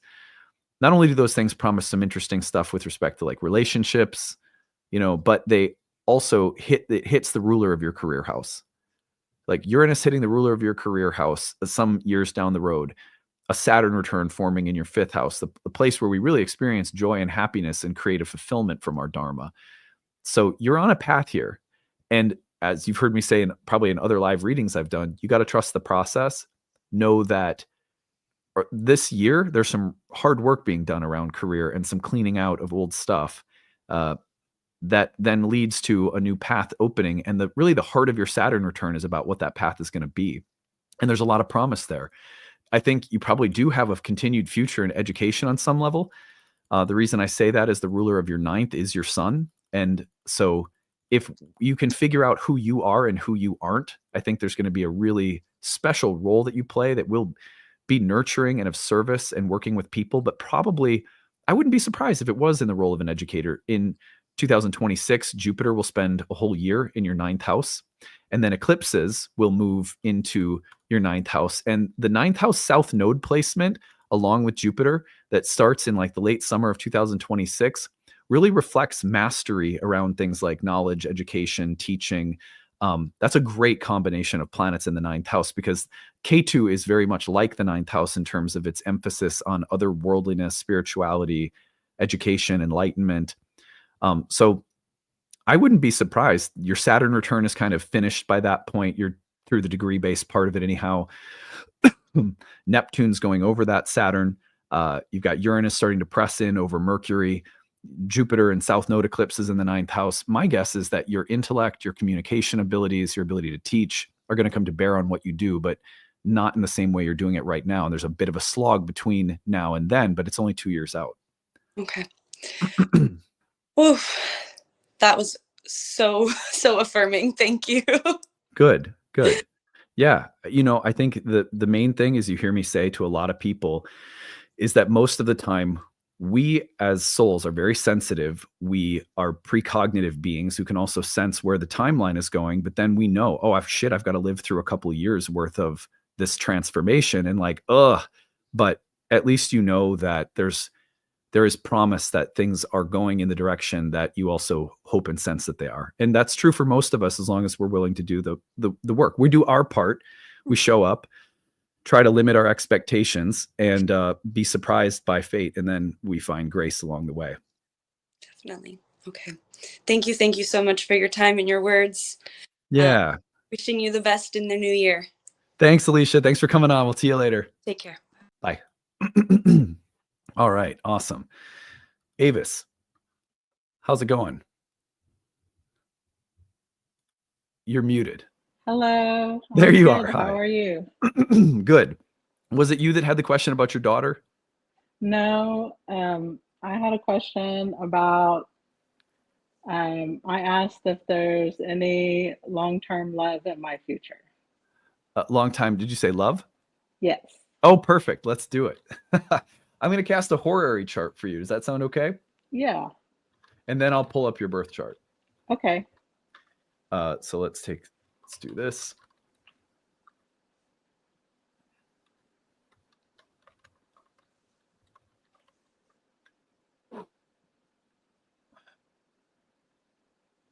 So this is kind of a will I ever question, which means we're not really putting a time, we're not putting a big urgent sense of timing on it. We're just sort of asking, will I ever find love? Just big, broad question. We're going to take that approach with this horary here. All right. Here is the chart on the screen. Can you see it? Yes. All right. So we're going to give you Venus, the ascendant ruler, and we're going to give perspective. By the way, I always ask people, do you see men, women, both? Men. Okay.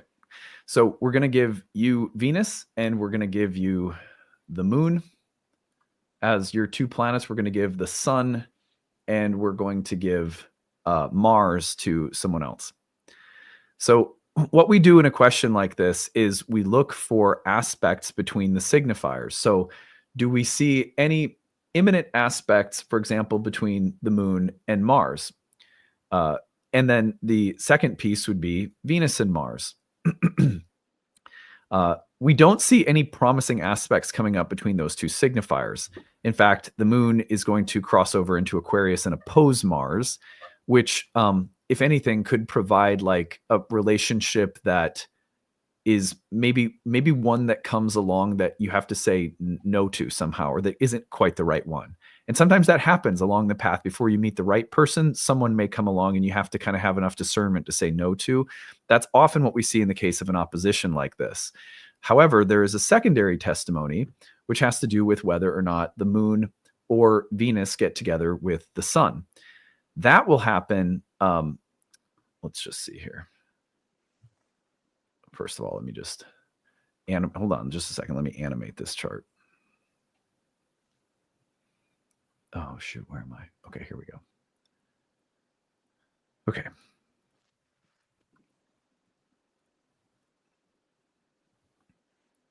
Okay. But, well, first of all, are you in a relationship?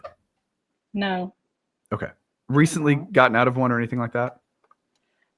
Dated this past year. It's been about 2 years since my last relationship ended. Okay. Okay, that's fair enough. All right, hold on just a second. Whoops. Alrighty. Never been married. Okay, we'll go back to this chart. So the next thing we need to do is we need to see if Venus will get to the sun, and she does not, because she's going to slow down and eventually begin her retrograde before she could get into Pisces and, let's say, sextile the sun. So have you recently met anybody that you're thinking about dating, or that's kind of like maybe interested? Well, I've just been talking to the last person I dated, but it just doesn't seem to work out. Yeah, okay, good. So what I see in this chart is probably see, you can see how the sun and the moon just separated? Yes. Yeah, so, and then you see how the moon's next thing that it's going to do within the scope of this question is to oppose Mars retrograde, which is one of the signifiers of a person. To me, when I see a chart like this, what I hear is it's probably really important, given that we're seeing recent separation from someone and upcoming conflict, that there needs to be probably like a deeper releasing of someone who's lingering. There's someone or something that's maybe hanging around a little bit in your consciousness or in your mind or your heart, or maybe they're hanging around just kind of, what do you want to say? Like, flirting or making it seem like something's possible. And you know very well that probably it's not a good idea. If that's the kind of situation you have around you at all, this chart to me would say you need to address that. Then once we address it, we're in a new situation. Often when the oracle gives a picture like this, in my experience, it doesn't mean no, you're not going to meet someone, but it shows someone that you've recently been with and upcoming conflict with that person that is sort of like the first order of business. And so when I hear that, what I hear the sort of the voice of the oracle saying in a context like this is, you're thinking about the future of love, and what's more important is to clear yourself from the influence or situation that's somehow still lingering around you. So that's what I would consider. Now, that's the horary. Let's take a look at the natal chart, and we'll just see if there's maybe a timeline along which the development of a new relationship looks possible. Because sometimes the horary is very, very idiosyncratic. I'll say, am I going to meet someone? It'll say, dump Jake, stop talking to him. And I'll be like, okay, you know. On the other hand, you know, the natal chart might give a different kind of picture. So let's take a look at that. What is your date of birth? October 29th, 1976. Time? 5:07 p.m. And the place? Tulsa, Oklahoma. Okay. So I have you as Aries rising. Does that sound correct? Yes. All right, perfect. Okay.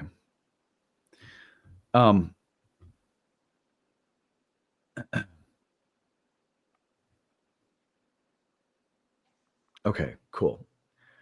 So we're going to take a look at the topic of relationships from the standpoint of transits in this chart. I'm just kind of taking it in for a second.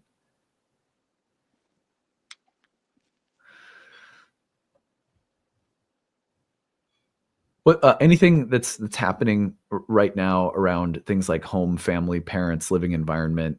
I ask because the Mars retrograde in Cancer is going to be there in the 4th, and you've got Pluto slowly working its way into a conjunction with the moon, which is also the ruler of your 4th. Family stuff, home stuff, living environment stuff. Anything that's happening there that's significant? Well, my son, he's in college, but he's home right now for winter break. And also my mom, she's getting older, and so I've started helping her around her house also. Okay. Okay. So I'm kind of going, you know, I'm helping my son try to get started in life. Just graduated high school, now he's in college, but I'm Right. also trying to help my mom and with what she needs done around her house. Yeah, I suspect that somewhat imminently, probably the reason why the timeline of the horary doesn't reflect a more imminent relationship is that what I'm seeing right now as a pretty major focus in life is going to be around home and family. And mother makes a lot of sense. Pluto's going to be coming across the moon the next couple of years. You're going to have a big Jupiter year in the 4th house starting in June. And I suspect that the imminent focus is going to be on family karma. And then little bit later down the line, I want to show you a transit that sticks out to me as, a potentially more serious relationship. It's not that you wouldn't date between now and then, or even meet someone, but I suspect that a more serious relationship is probably coming a little bit further down the line, and more imminently stuff with home and family. But let me just show you why. So if we speed this up just a little bit, where am I? Sorry, I'm getting lost. Here we go.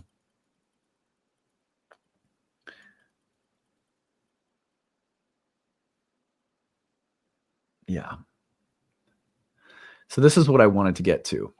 So what starts happening here this is about 4 years from now. I know that's a long ways. So don't believe me when I say you could be dating between now and then. You could even meet someone between now and then. But when do I see things really taking a different direction with respect to love and relationships? It's when Uranus starts hitting Venus. And that's going to really shake up the story for the marriage house ruler in your chart. That's a major shift of the plot line with respect to things like love and relationships. That begins in June of 2028. And then let me take you through the timeline. We're going to see that then by August of 2028, you're going to be in a Jupiter year in your marriage house.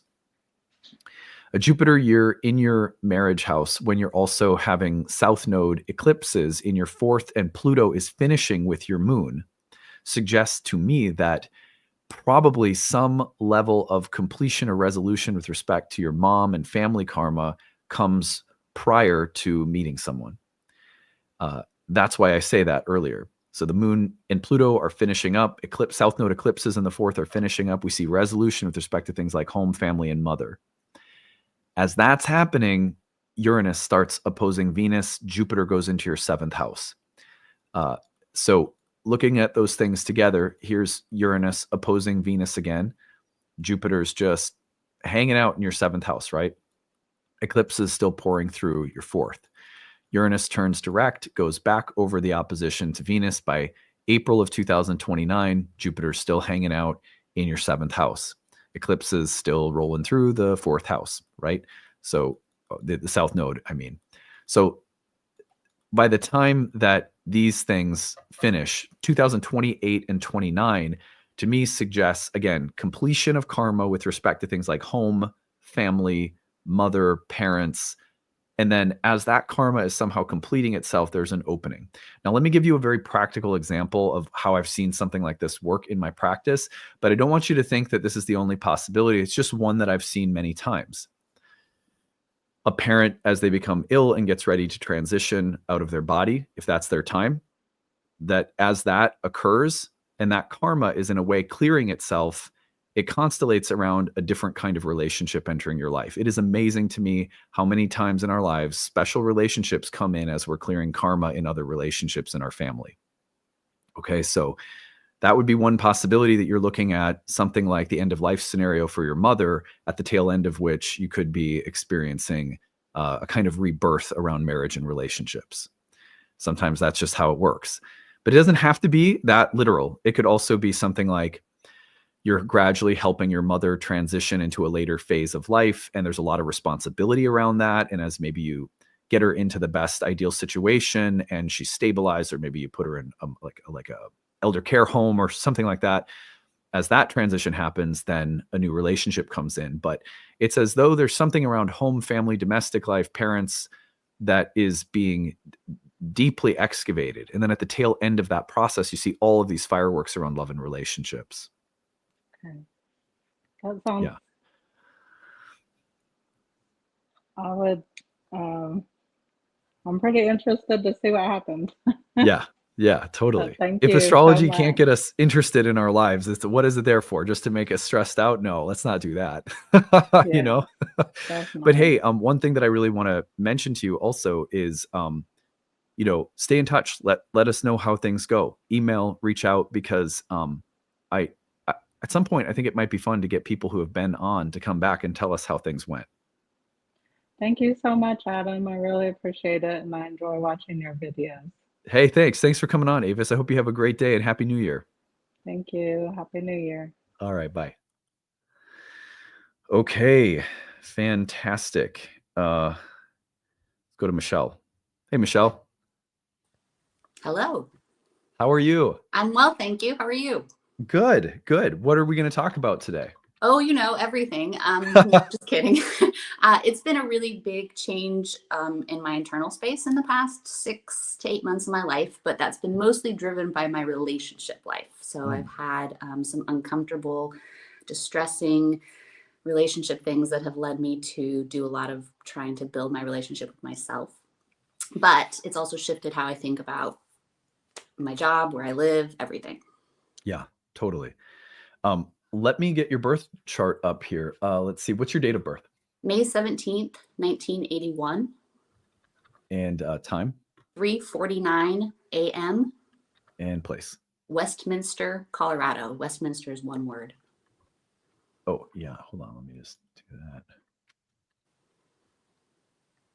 Okay. I have you as Aries rising as well. Yep. A lot of what you just told Avis looks like transits in my life too. Okay. Here we go. Okay. Can you see the chart on the screen? I can. Thank you. Perfect. So the question, and just correct me if I'm wrong, the basic question is about love. Is that right? Yeah. So when might I meet someone? Would that be fair? Well, sure. I wouldn't say no to that question. I've had a lot of frustrating relationships. So I think the larger question is, when will there be a positive, healthy relationship? Yeah, that's good. Well, we want to look for things that break the mold, and we want to look for them around the 7th house, its ruler, or Venus, typically. Mm-hmm. Those are often outer planetary transits. The number one candidate that I can see in your chart right off the top of my head is going to be the transit of Uranus to your natal Venus. Yeah. That's a really good one for that exact purpose, where it's like, let's break the mold. Let's not do things the same old way. Let's have something really exciting. You do have to be a little bit careful that it's not like flash in the pan. I'm being super idealistic about something, not realistic. Uranus can get us a little manic, Mm-hmm. But I like the summer of 2027. You can see Uranus coming over Venus. That's just a really nice transit for that. Also, what I really like about that for you is that's going to coincide with the tail end of Saturn's transit through your first. Mm-hmm. Saturn transit through the first can be a period where we experience loneliness more acutely. So I'm not trying to be shitty, but it's just like, I like seeing that over at the same time that Uranus is coming over Venus, your 7th house ruler, and sort of going like, no more Saturn in the first house, like the next couple of years, you could also be really clarifying Saturn in the first is great when it comes to existential work, like feeling good about ourselves, clarifying our no's so we can get to our yeses, Mm-hmm. discipline, perseverance and commitment to ourselves. Fantastic with Saturn in the first.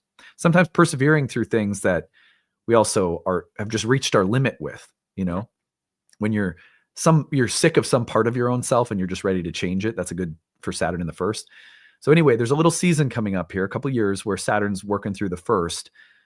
During that time, Pluto's also sort of purging the south node in your 11th. Feels like the same old social situations are not going to work. The something about the social dimension of your life may need to change. We can see that as Uranus is hitting Venus, the other thing that starts happening that's really interesting, I'll just back this up a little bit or go forward a little bit. So you can see here's Uranus coming over Venus in December of 2027. What's really interesting about that is that that's going to coincide with Pluto starting to square your moon. Okay, so what might be difficult about relationships when I look at this chart, right? And I could make up stories in my head, but the planet that comes to my mind is the moon in the 8th. The moon in the 8th can be, especially with Uranus co-present, betrayals of trust, having the rug pulled out from underneath of us, emotional or physical infidelity, a lack of emotional depth, or we're ready to go deeper than someone else is, or we get more attached than someone else can, or something like that. Like kind of the moon and Scorpio stuff in the 8th house comes to my mind as like providing some of the difficulties maybe. So really nice to see Uranus on Venus providing like a kind of sparkly quality around love and relationships. Is very exciting, you know, that wakes you up inside. That's romantic. I love that for you. I also really like that Pluto's hitting the heck out of your moon, because if there is a problem when it comes to relationships, emotionally, psychologically, it'll be helping you excavate that stuff. So there's nothing like an exciting period of time with someone new that breaks the mold to also have us break out of our own shapes, you know? Yeah. That's one of the great things about relationships my whole life, is I've always felt like they've brought me into a new space and helped me see myself in a different way. It just hasn't led to the depth that I want. So you're totally speaking my language here.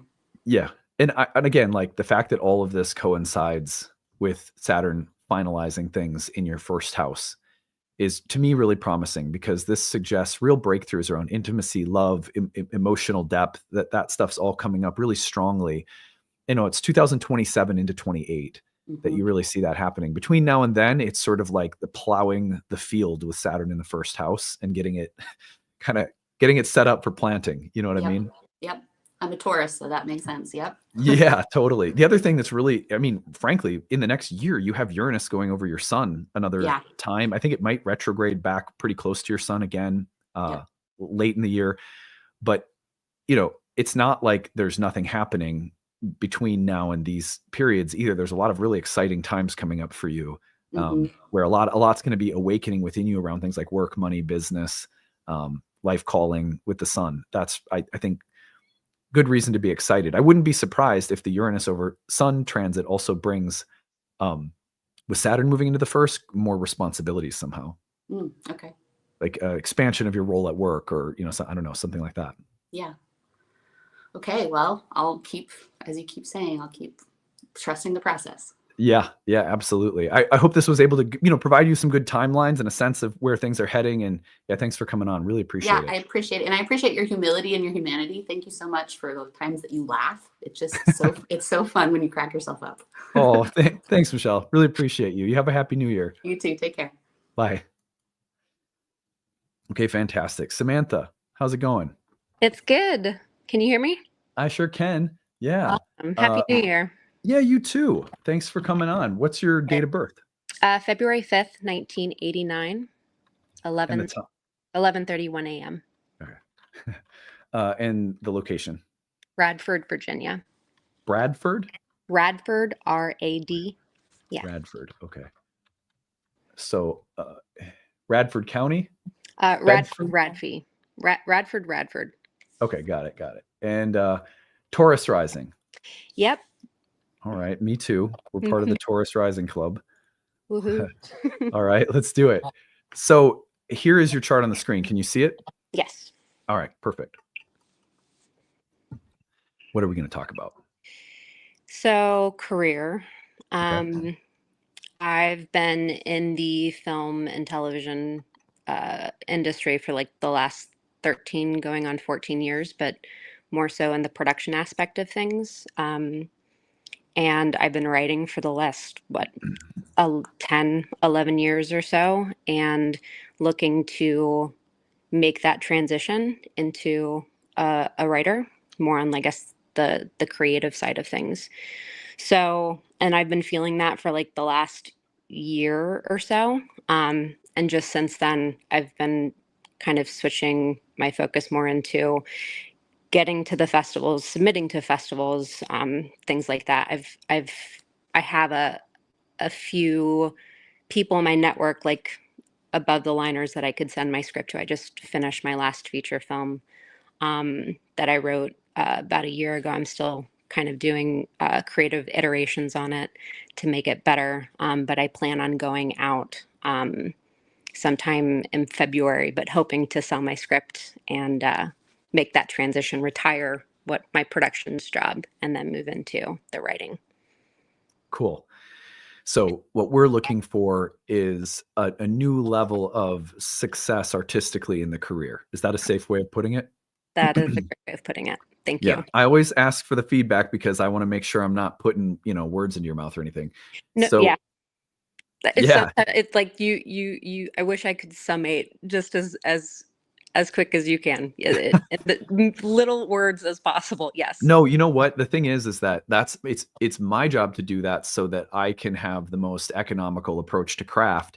But if you don't explain with all the nuances of your emotion and your heart and the background, it was just so simple. It also wouldn't give me a lot of what I need. So that's super important to me. I like people to just be human with me. I appreciate it.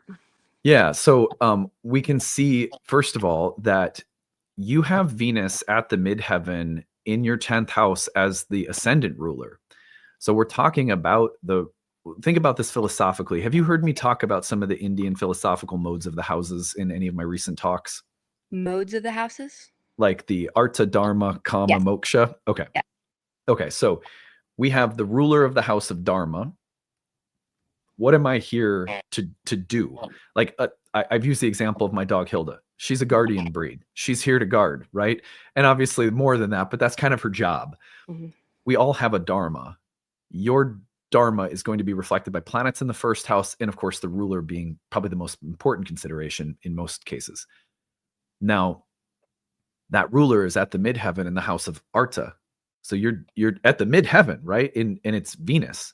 So we know that your Dharma is to do something Venusian in the public as a matter of a job, and probably one that has some notoriety or visibility, like Hollywood, or you see what I mean? Yeah. So it fits very nicely with respect to all of that. Now what we have to ask ourselves is, do we see any transits to that Venus that could radically shift your Dharma and also its relationship to Artha, your work? Well, of course, we see that right now. You've got Pluto coming over Venus. So let's take a look at that transit.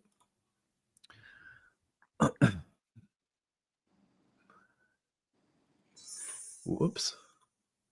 Yeah, all of like Pluto about to go through all of those. Yeah. Midheaven, Venus, Moon, and Sun. I'm like, all right.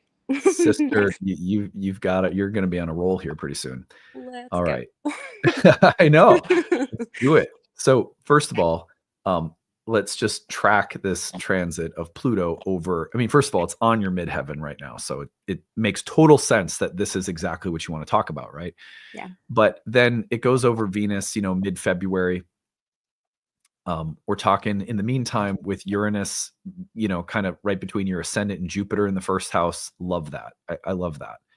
I love it also because Jupiter rules your 11th and 8th, where we find a lot of support from allies and other people, investors, colleagues, stuff like that. So Uranus on Jupiter to me is a very good sign in the next year or so of the potential for breakthroughs that come through the support and empowerment of other people that take a liking to you or your work somehow. Pluto is going to move over Venus, February. Then it stations and turns retrograde within a degree of your natal Venus, comes back through retrogradation over Venus in the month of July. At the same time, Uranus enters your second house, your financial house, and starts trining your midheaven. Okay, it's very powerful. And this is right after having gone over Jupiter too, the 8th and 11th house rulers. So I think you're going to find that over the summer, especially, there are some powerful forms of support. I wouldn't be surprised to see some big developments in your career and a shifting of the direction of it in these early months of 2025 with Pluto going over Venus. But the retrograde excites me more because now you've got Uranus hitting the midheaven as well through a trine. This is where I think we start to see a real breakthrough.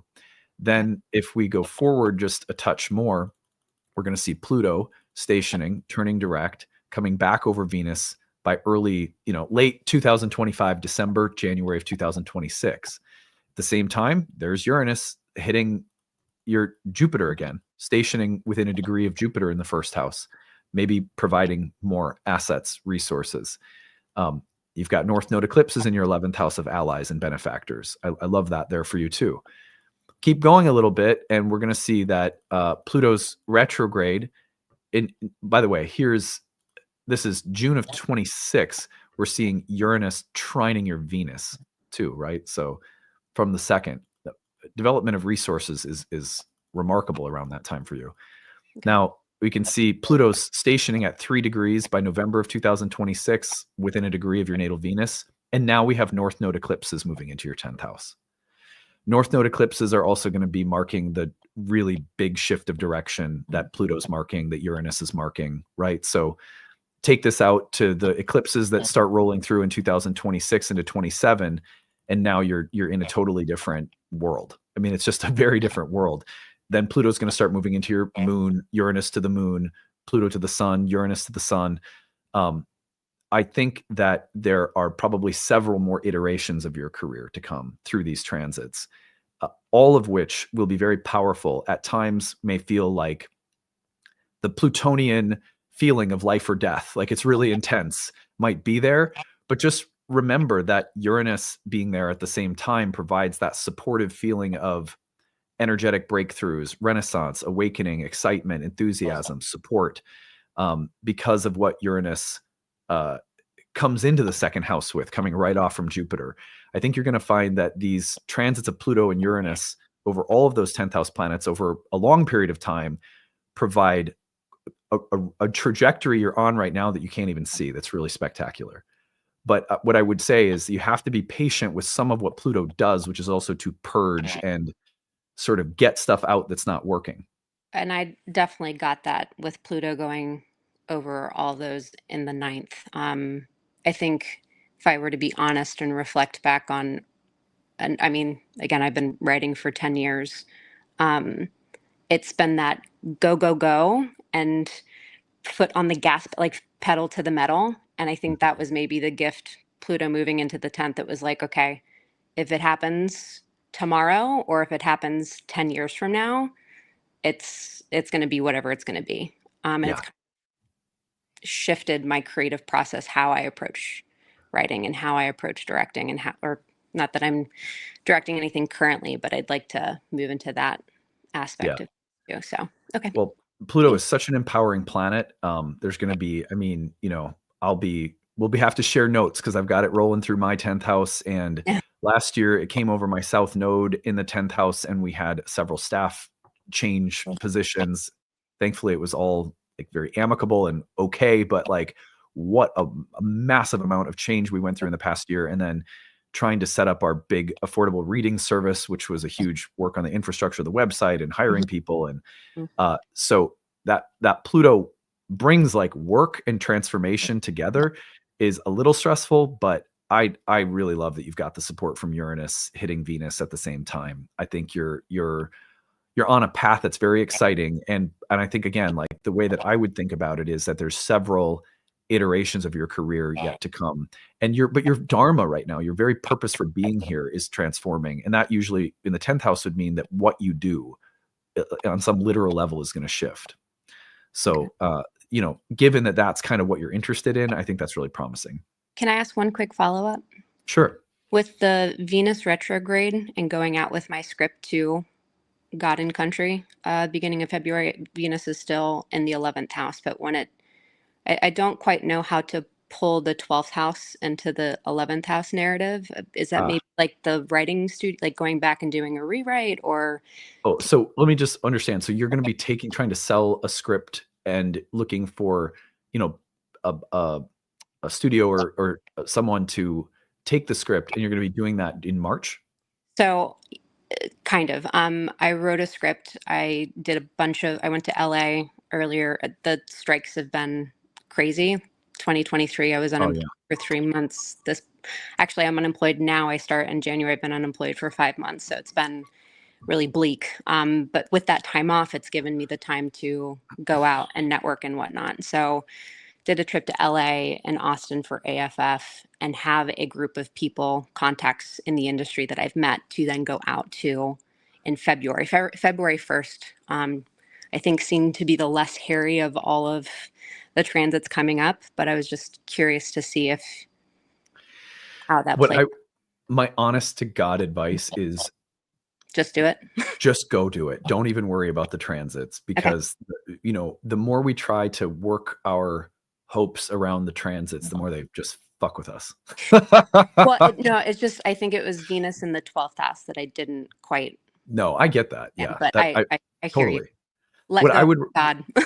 yeah, but remember that the second part of that Venus retrograde coming through its exaltation in the 11th is, that might be really nice. Yeah. And also just think, really, it's the Pluto transit to Venus in the 10th that's much more important for you right now than the small retrograde.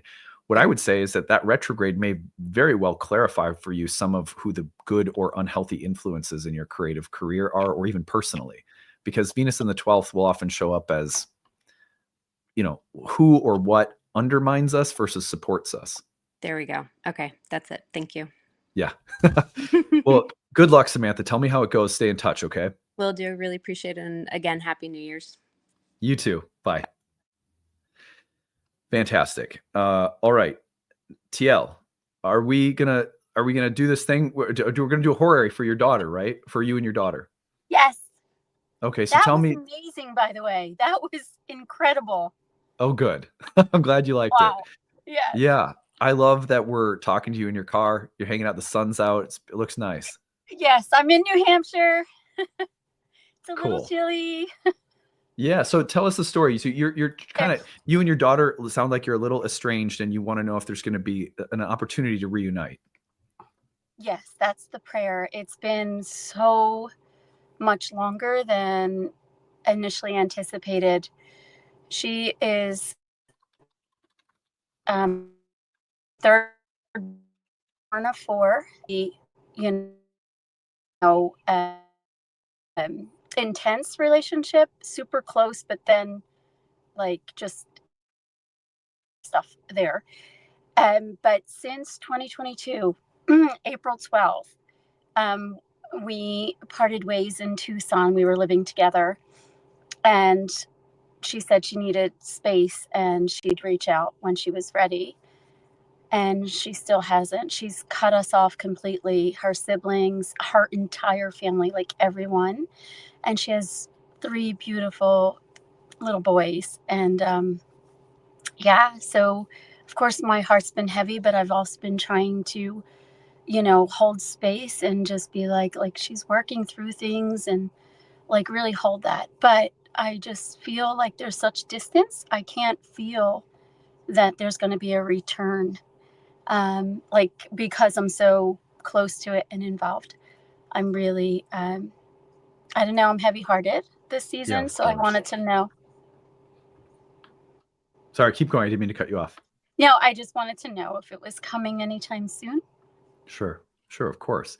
I've done a horary for you. I'm going to show you that in a second, but let me get your birth chart. I'm not going to look at your daughter's birth chart. I'm just going to look at yours. But tell me your date of birth. So ironically, you've had several very similar to mine. 6/22/67, 1:33 a.m. In Philadelphia, Pennsylvania. Okie dokie. I've got you as Aries rising. Yes. Okay. So we're going to give me just 1 second here. I am so nervous, like I'm on TV or something. Like I'm sitting here shivering, but I'm not really cold. Oh, geez. Put that out there. No, you don't be nervous at all. I'm sitting here in a purple room. I mean, and we're all love your purple room. We're all hanging out on phones and devices. We're all just crazy little people, so it doesn't matter. Okay, let's see here. I have. I'm going to show you your horary chart first. And first of all, I think you also just opened your heart in front of hundreds of people sitting on YouTube about a very vulnerable issue. So I don't know how not to do that, and I'm not sure where that is in my chart, but I just have to. It's out there. That's just me. I commend you. You're sharing. You're allowing all of us to learn and opening yourself so that we can share something as students of astrology, and hopefully we'll be able to help you too. So here's what we do in a chart like this. We take a look at the ascendant ruler. This is a horary chart where me and my daughter reunite. So the Venus is going to be you, right? And we're going to give the 5th house ruler to your daughter. That's going to be the sun. And we're also going to give you the moon as your co-signifier. So what we are looking for are aspects between the moon, Venus, and the sun. We want to see the Venus or the moon getting to the sun somehow. We can see that the moon and sun have separated 11 degrees ago, right? So that shows us, okay, you've parted ways, right? We can see that. So what we're looking for is reuniting.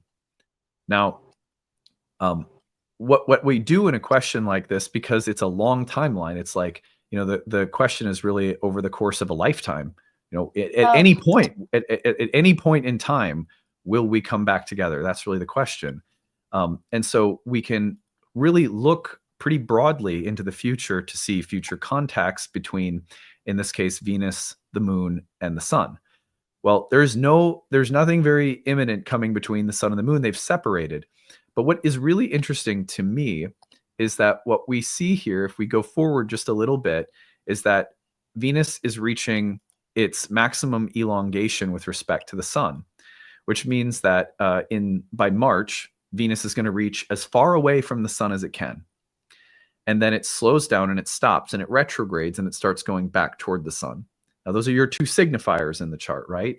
So we see this Venus retrograde bringing Venus and the sun slowly back together. Now, that is a process on the timeline horizon of this chart in horary speak that is a ways away. So the very first thing I would say is, yeah, eventually you'll be reunited, but you may be right to sense that it's not imminent, right? That it's not going to happen like real soon. What we mean beyond that is pretty open to speculation. So what I like to do in a situation like this is then flip over to the natal chart and see if I can get a better sense of the timing. But the first thing I think that's exciting is like, there's going to come a time where we see that maximum elongation. We interpret that sort of poetically to say the maximum distance between you is almost at hand, which means from that point on, the two planets start gradually moving back toward each other. Now, that time horizon might be several years.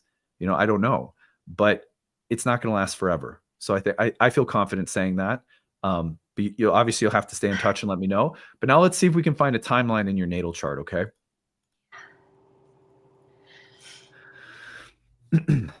All right. So when it comes to the natal chart here, oops, you know what? I got to put up the transits. Hold on. Okay.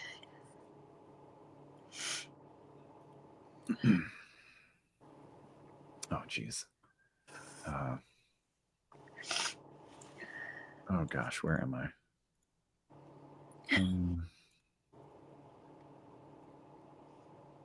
Oh, no. Lost myself. Oh, here we go. Okay. What's my chart? There we go. No. Okay, here we go. Now I've got it. I have multiple screens, so I was just having some things shifting around here. Okay. Now, these are the current transits. So what we want to see is karma resolving around the topic of children. Okay, that's the main thing. So when we see karma resolving around the topic of children, we'll sort of know we're in the right place. Whoops, I'm going to go by months here. Now, one of the things that I think is really promising is we see, can you see Pluto here in the 11th house starting to oppose Jupiter in the 5th? Mm-hmm. So this is in April of 2026, which is about 2 years from now. And around that time, we start seeing Pluto, the Lord of Death and Rebirth, activating a planet in the 5th house of children. That's a good sign, especially because then you're hitting a Jupiter return in July of 2026 in the 5th house.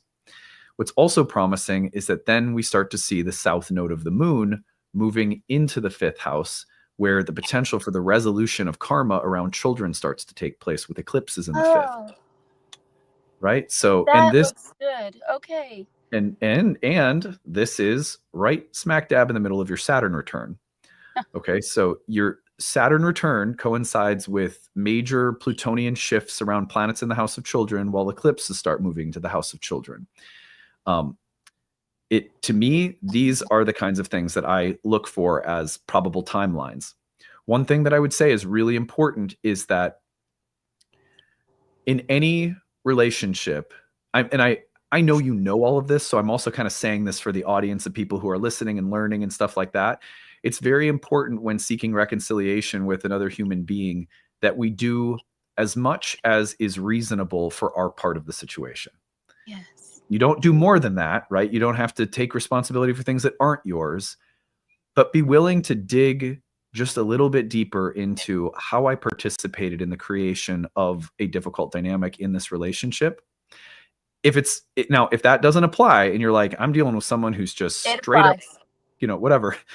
It Okay. applies. So then so you're good. Yes. So as long as you're doing that work, which is implied by Saturn in the first house, is about taking deeper responsibility for ourselves and so forth. See how that Saturn is also trining Venus, the signifier of daughters, in the 5th house around this time. So you can see, let me just point it out here. So you're going to see Saturn trining Venus at the same time that Pluto is opposing Jupiter, at the same time that you're in a Jupiter return and South Node eclipses are moving through. So this is, 2026-ish territory. I suspect 26 into 27 is when you're going to start to see some major resolution with respect to your daughter. Does it mean you don't talk until then? I have no idea. You could talk between then, but maybe this is a point at which resolution actually occurs. Sometimes talking is just the first step. So I'm not saying you won't have any contact with her until then. I'm just saying this is when I really see a big shift happening. Let me just say, besides the million things I want to say, besides thank you, this is a perfect way for me to look forward to a second Saturn return. Yeah. I was dreading it, and now I'm going to welcome it, because if that's what I get from it, that's all I need. No matter how hard it is. No, for real, Teal. And as someone who has 2 daughters, like, I'm going to cry if I even start. I just can't even imagine. So my prayers, and I'm sure everybody's prayers, are with you for a sweet and happy and healing reunion. Thank you. And prayers to her for any healing she needs. Yeah, of course, for sure. Teal, you have a great happy new year, okay? Thanks for coming on. You as well. See you in All right. Roots and Spears. Yay, okay. Jessica, are we back? Do we have you connected? Yes, I'm back. Can you hear me? Yeah, I sure can. The connection's much better. Thank you. We're going to finish with you today. Didn't want to leave you hanging. What is your date of birth? The 3rd of January, 93. And the time? 7:01 a.m. And the location? Cork, Ireland. How do I spell that? CORK. Okay. Now, I have you as Sagittarius rising. Does that sound right? Very good. Okay. Solid. Let's take a look at your chart. You tell me, what are we talking about? Well, I've been living abroad for a really long time, and I'm really feeling the sense of not having a home anywhere. And I'd really like to potentially move back to Europe or move home. I'm not really sure. So I was kind of thinking something around the lines of that. So moving anywhere or back home in particular? Definitely closer to family. I really love and miss my family, and I feel like I started studying astrology in the last 2 years, and I really love it. I'd really love to work for myself as well, and I think I'm finding a lot of blocks around work and stuff at the moment, and I'm feeling like I met a lot of hostility on my travels in the last 2 years. So I'm just kind of hoping for a little bit more clarity around all of that, maybe. Okay, sure. So the moving back home, tell me what does that represent for you? Like, just being closer to family, or is it connected to your work as well? It's mostly been closer to my family and having my long-term older friends in my life again, and just having more of a sense of community, because I've found that I'm not finding that abroad. Even though I love traveling and I love learning from different cultures and everything else, I've just been finding it really difficult being away from my family. I really miss my sisters, I really miss my dogs, and I really miss my parents. And I think my values are changing a lot, and I think I really want to settle in a way. I still love traveling and all the rest, but I'd really love a home base, and I feel a lot of confusion around home because it feels like a scary place in a way. That registers when you say that. Can you open that up for me a little bit more? Like what's scary about it? I I feel like I'm very different. I think that my experience of home sometimes is it comes with a lot of narrow-minded beliefs, and I think I really love astrology and I really love travel, and I'm 30, I'm going on 32 in a couple of days, and I live a very different lifestyle to all the people I know. And I guess I'm feeling nervous about moving back and being confronted with, you know, everybody seems to do the same thing and have the same type of life. I don't really want to conform to that, but I guess like moving home, I'll have to confront that and be around it a lot. And I'm a little bit nervous about that if that's where I end up. I've got a book for you. Hold on just a second. Thanks.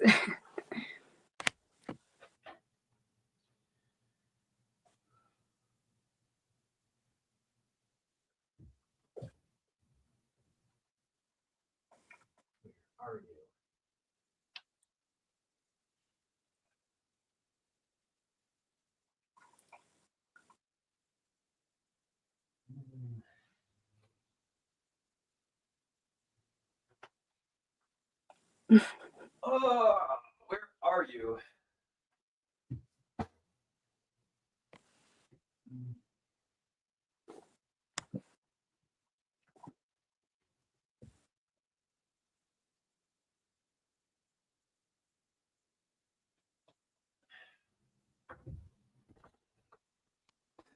This is what happens when you have so many books. You can't find anything.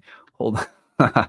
Hold on just a second. I'm going to show you the book on I'm going to pull it up on Amazon. There's a book I think you ought to read that I don't always tell people. Like, I know like people could tell you to read books and you're just like, oh my God, you know. Oh, wait, Yep. Here, let me get rid of that. Okay, hold on. Almost ready. Thank you as well. Yeah, of course. This just reminds me so much of, yeah, here it is. Okay, this book is written by an Irish gentleman that I really enjoy. His name's John Moriarty. Okay. And he wrote a book called A Hut at the Edge of the Village. Can you see it right there? And yeah. There is a story in this book about a man who goes out and sees the world and has a lot of spiritual and mystical experiences, and then comes back to this small Irish fishing village Yeah. where everyone's Catholic, you know? Yeah. And it's a story about how he manages to carry all that he is back into such a world where there's such narrowness. Oh, okay. Amazing. It's one of the short stories in this book, and it's so beautiful, and I think it might really speak to you. And I think the story is called, here I can actually tell you, because there's a lot of stories in the book. So if you got it and you didn't want to spend your time wading through it, I think it's called like in that divine darkness, the fishing was good. I think that's what it's called. Cool. Okay. I'll definitely look that up. Thank you so much. Yeah. I can't help it. If there's someone that's like, oh my God, this story, you have to read this. Like I just can't help it. So I'm sorry about that. No, that's amazing. Thank you for the Yeah. Great. So let's take a look at your chart, because I think that this is a really kind of a deep, question. Look at what's in the sky today as we're talking about this. Mars in the 9th house of belief, religion, opposing Pluto in Aquarius in the 3rd house. The 3rd house was like your village. Yeah. And the 9th house was like the doctrines and dogmas of the church or something like that. Or the 9th house is an understanding of truth that we pursue through travel abroad. And we understand the world through experiences of other cultures and other places. And the 3rd house is the truth according to the local village. Yeah. So Mars opposite Pluto across those two houses on this day as we're talking is reflective of that tension that you feel. I'd like to be a part of my local environment, home and family. You've got Venus and Saturn there. What does that mean? It means it's going to be easy to feel like an outsider. Saturn, Venus in that house is sort of like, I'm not your typical woman. I'm a kind of Aquarian, mystical woman in an environment that maybe doesn't quite feel right. Yeah.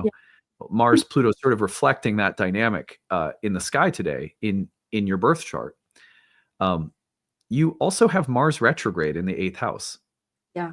The need to sever and cut ties with the esteem and values and opinions of other people, specifically family, culture, village, home, is very important for you with Mars retrograde in that house. However, isn't it interesting that we're about to go into a Mars retrograde that is a Mars return for you? Yeah. So you see how there's a process in life of, the I Ching talks about it as going out and coming home, going out and coming in. We do it if you go to an office, you go out to the office, you come back home. Yeah. Going out and coming in are cyclical, in life. We have to do them over and over. However, there is a case to be made that in a chart like this, the question might be, how do I do that going out and coming back with less externalization? So in other words, how do I go home and be able to go out while being at home? Does that make sense? That could be, maybe that's it. Maybe that's part of what you're here to explore. The going out from the local culture. How do I establish myself as an idiosyncratic, interesting, different kind of person within an environment that maybe has a standard and pressures of conformity? But how do I not literally need to go to Thailand to do that, or whatever the case might be, So I think that could be something to look at, because Mars in the 8th house will feel unresolved as long as there's any kind of resentment or bitterness toward the roots, because it's not that simple. Most of us love our roots, even if we have conflict around them, so, going back to the roots and sorting out how to live with certain kinds of philosophical, existential tensions within that place is a great life work. I can't think of a more noble pursuit. And that's what that story is all about as well. Now, for some people, I don't think everyone has to do that. Some people may need to relocate and never come home. I don't know. But if you feel that tension, it's like, it's not going to resolve itself by just constantly being on the move or being in a totally different location. If there's this ache to go back home, then probably with Mars retrograde in the 8th, there's some need to go back and learn how to hold that conflict and tension to go out while being within. Yeah, that makes a lot of sense. That's just my best guess, right? So you have to gauge that against your own inner wisdom on the subject. But so what do I see around this coming up? Well, the Mars retrograde is huge. This Mars retrograde, especially the return moment, which is early February, is a really big moment for you. I could see this also. One thing that is interesting is that in later part of the year, let's get to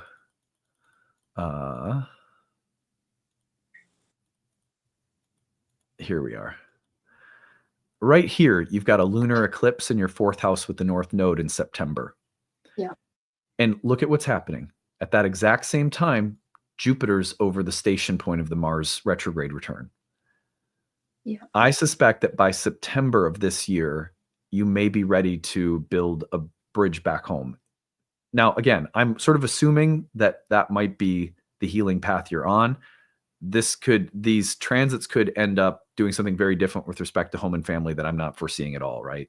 But generally speaking, if the path is to go home and to find healing there and to be able to be yourself, if that's an astrologer, if that's a mystic, if that's a gypsy nomad heart, whatever it is, like if that's what you're meant to go home and be and do and learn how to hold the tension of, then I could see this lunar eclipse in early September with exalted Jupiter over that fallen Mars, providing a healing opportunity for you. But I think it's probably a lot of it has to do with the confidence you have within yourself to be able to hold these tensions and feel really confident in who you are and okay with dissension and nonconformity, even though you're also able to draw so much value on the people and things you love from that environment. Yeah, that makes a lot of sense. Yeah. I think every village needs a weirdo or two. It's true. I came back home to Minnesota with this fear that Midwestern culture would not understand me. And I'll tell you, there is a certain population of people here who, when they hear I'm an astrologer, they get really uncomfortable, And I'm just living on a certain level day to day, knowing that there are some people where it's just like, look, I know that they haven't been to the Amazon. They've not guzzled a bunch of psychedelics. They're not talking to planets every day. And they think that I'm fucking nuts, you know? But also being among them and knowing that part of me is cut from the same cloth and having to hold that tension, I know that I bring something. I'm one of the huts at the edge of the village here. That's what that book is about. And there's no better place to bring healing in some ways than to the place in which you grew up. I'll never forget, I was at an ayahuasca ceremony that was being led by two of the indigenous grandmothers. I don't know if you've ever heard of them before. There's sort of like a council of grandmothers, and they're from different indigenous traditions. And there were two of them present at the ayahuasca ceremony from Brazil. And in that ceremony, they said, for many of us, the best possible place you could pursue your healing vocation and your healing role in the world is in the place you grew up. Because even if you enlightened in some ways away from your roots, going back to it, and, you know, because a prophet's never welcome in their hometown, you know what I mean?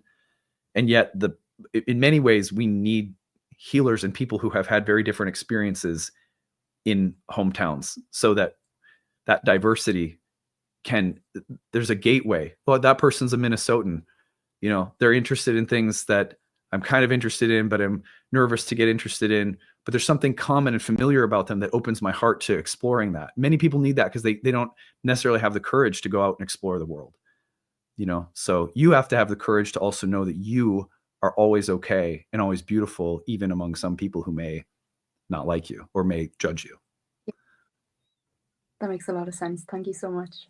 Yeah, I hope it helps. I mean, you know, again, take it or leave it. It's your inner judgment is also crucial.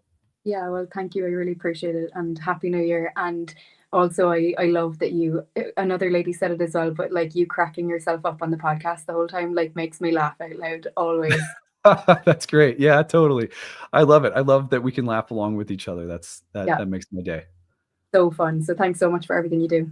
Yeah. Thanks, Jessica. Have a happy New Year and happy birthday too. Oh, thank you. You too. Bye. Okay. Bye. Okay.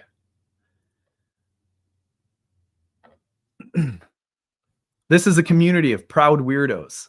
Say it again. Say it a little louder. Let's do it. Okay, let's see. Where are we? We are at 1,669 backers as of the time that I am recording this right now. So let's rally some last support for the Kickstarter campaign before I log off. Let's see here. So here is the link to the Kickstarter campaign. There it is in the comments section. If you haven't yet donated, what else do you need? You got some good astrology going on this channel, some good people, some good community, good education, hopefully some laughter, and some heartfelt exchanges. That's what this channel is all about. That's what I believe in. If you believe in it, consider pitching in $1, $5, $10. It all really helps. You can see it right there. I put it in the live stream chat. There's a little link to the Kickstarter campaign. Let's see, how many do we have left? I'm going to do a little calculating. All right, we have 1,937 backers minus 1,670. 267 backers. We need 267 backers left.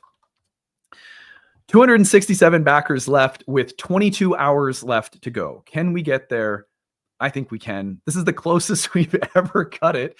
We just surpassed last year's financial total by a couple $1,000s. So like, thankfully, I feel like our budget is going to be good wherever we land up. And that's like, you know, I don't want to say that's the bottom line, but in a way it is. However, it means a lot to me to know that the support for the channel and the community is the same or growing when we've added like 13,000 subscribers to the channel. That does mean a lot to me. And it also is a really important measure of our development and growth as a community. That we all are pitching in allows me to confidently project forward in terms of building new things that I can offer back to the community as well. So I really want to see if we can get there and beat our backer total from last year and get to 1,937 backers. We just need a little bit more support to get there. So if you haven't yet donated, remember the amount at this point, it's like, we're in a good space. So if you want to get a class pass, take advantage of the sales, get a cool reward, that's fine and dandy. But also a $5 donation just to say, I value this. I'm participating in the success and life force of this channel. I do believe that it's a good thing. There's a channel that I support that I watch for my own personal content. And I pitch into everything that they do, even if it's just $10, $15, because that's something that I subscribe to and I watch regularly. So when they have various things they do throughout the year, I always pitch in and support. My suggestion is that for everybody is that we be that way with content creators whose work we value.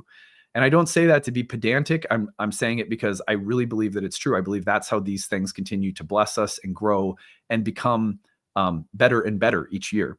So if you believe in this channel, if you like it, please consider pitching in. Here's the link one more time. I love this comment. Angie says, I've been a backer for 5 years, more than worthy investment. Thank you. We really do appreciate it. So I am going to sign off tomorrow. Horoscopes are today, by the way. If you missed it, you can check out the horoscopes for January. We did the monthly breakdown of January yesterday. This will be my last live stream for the year. I hope that you all have a happy new year. Thank you so much to everybody, to the 1,671 people on this channel who have backed and supported us. I deeply appreciate it. My promise to you is that I'll show up here and do this shit. I'll show up here and make content all year round. And I can promise you that I will keep reflecting and learning and trying to bring the best spiritual value and substance to the topic of astrology that I'm capable of, and also bring on cool people, the Alex and Dana on horoscopes, Whitney and Alexandra, that will use this channel to build and support other people and other voices, and that will make sure astrology content and education is free on the channel and very accessible through the school. So those are my promises to you. I've had a great 2024 with all of you. Thank you so much for making this what it is. And make your way over to the Kickstarter if you haven't yet. We need a little bit last support here. We will see you again tomorrow. Happy New Year, everybody. Bye.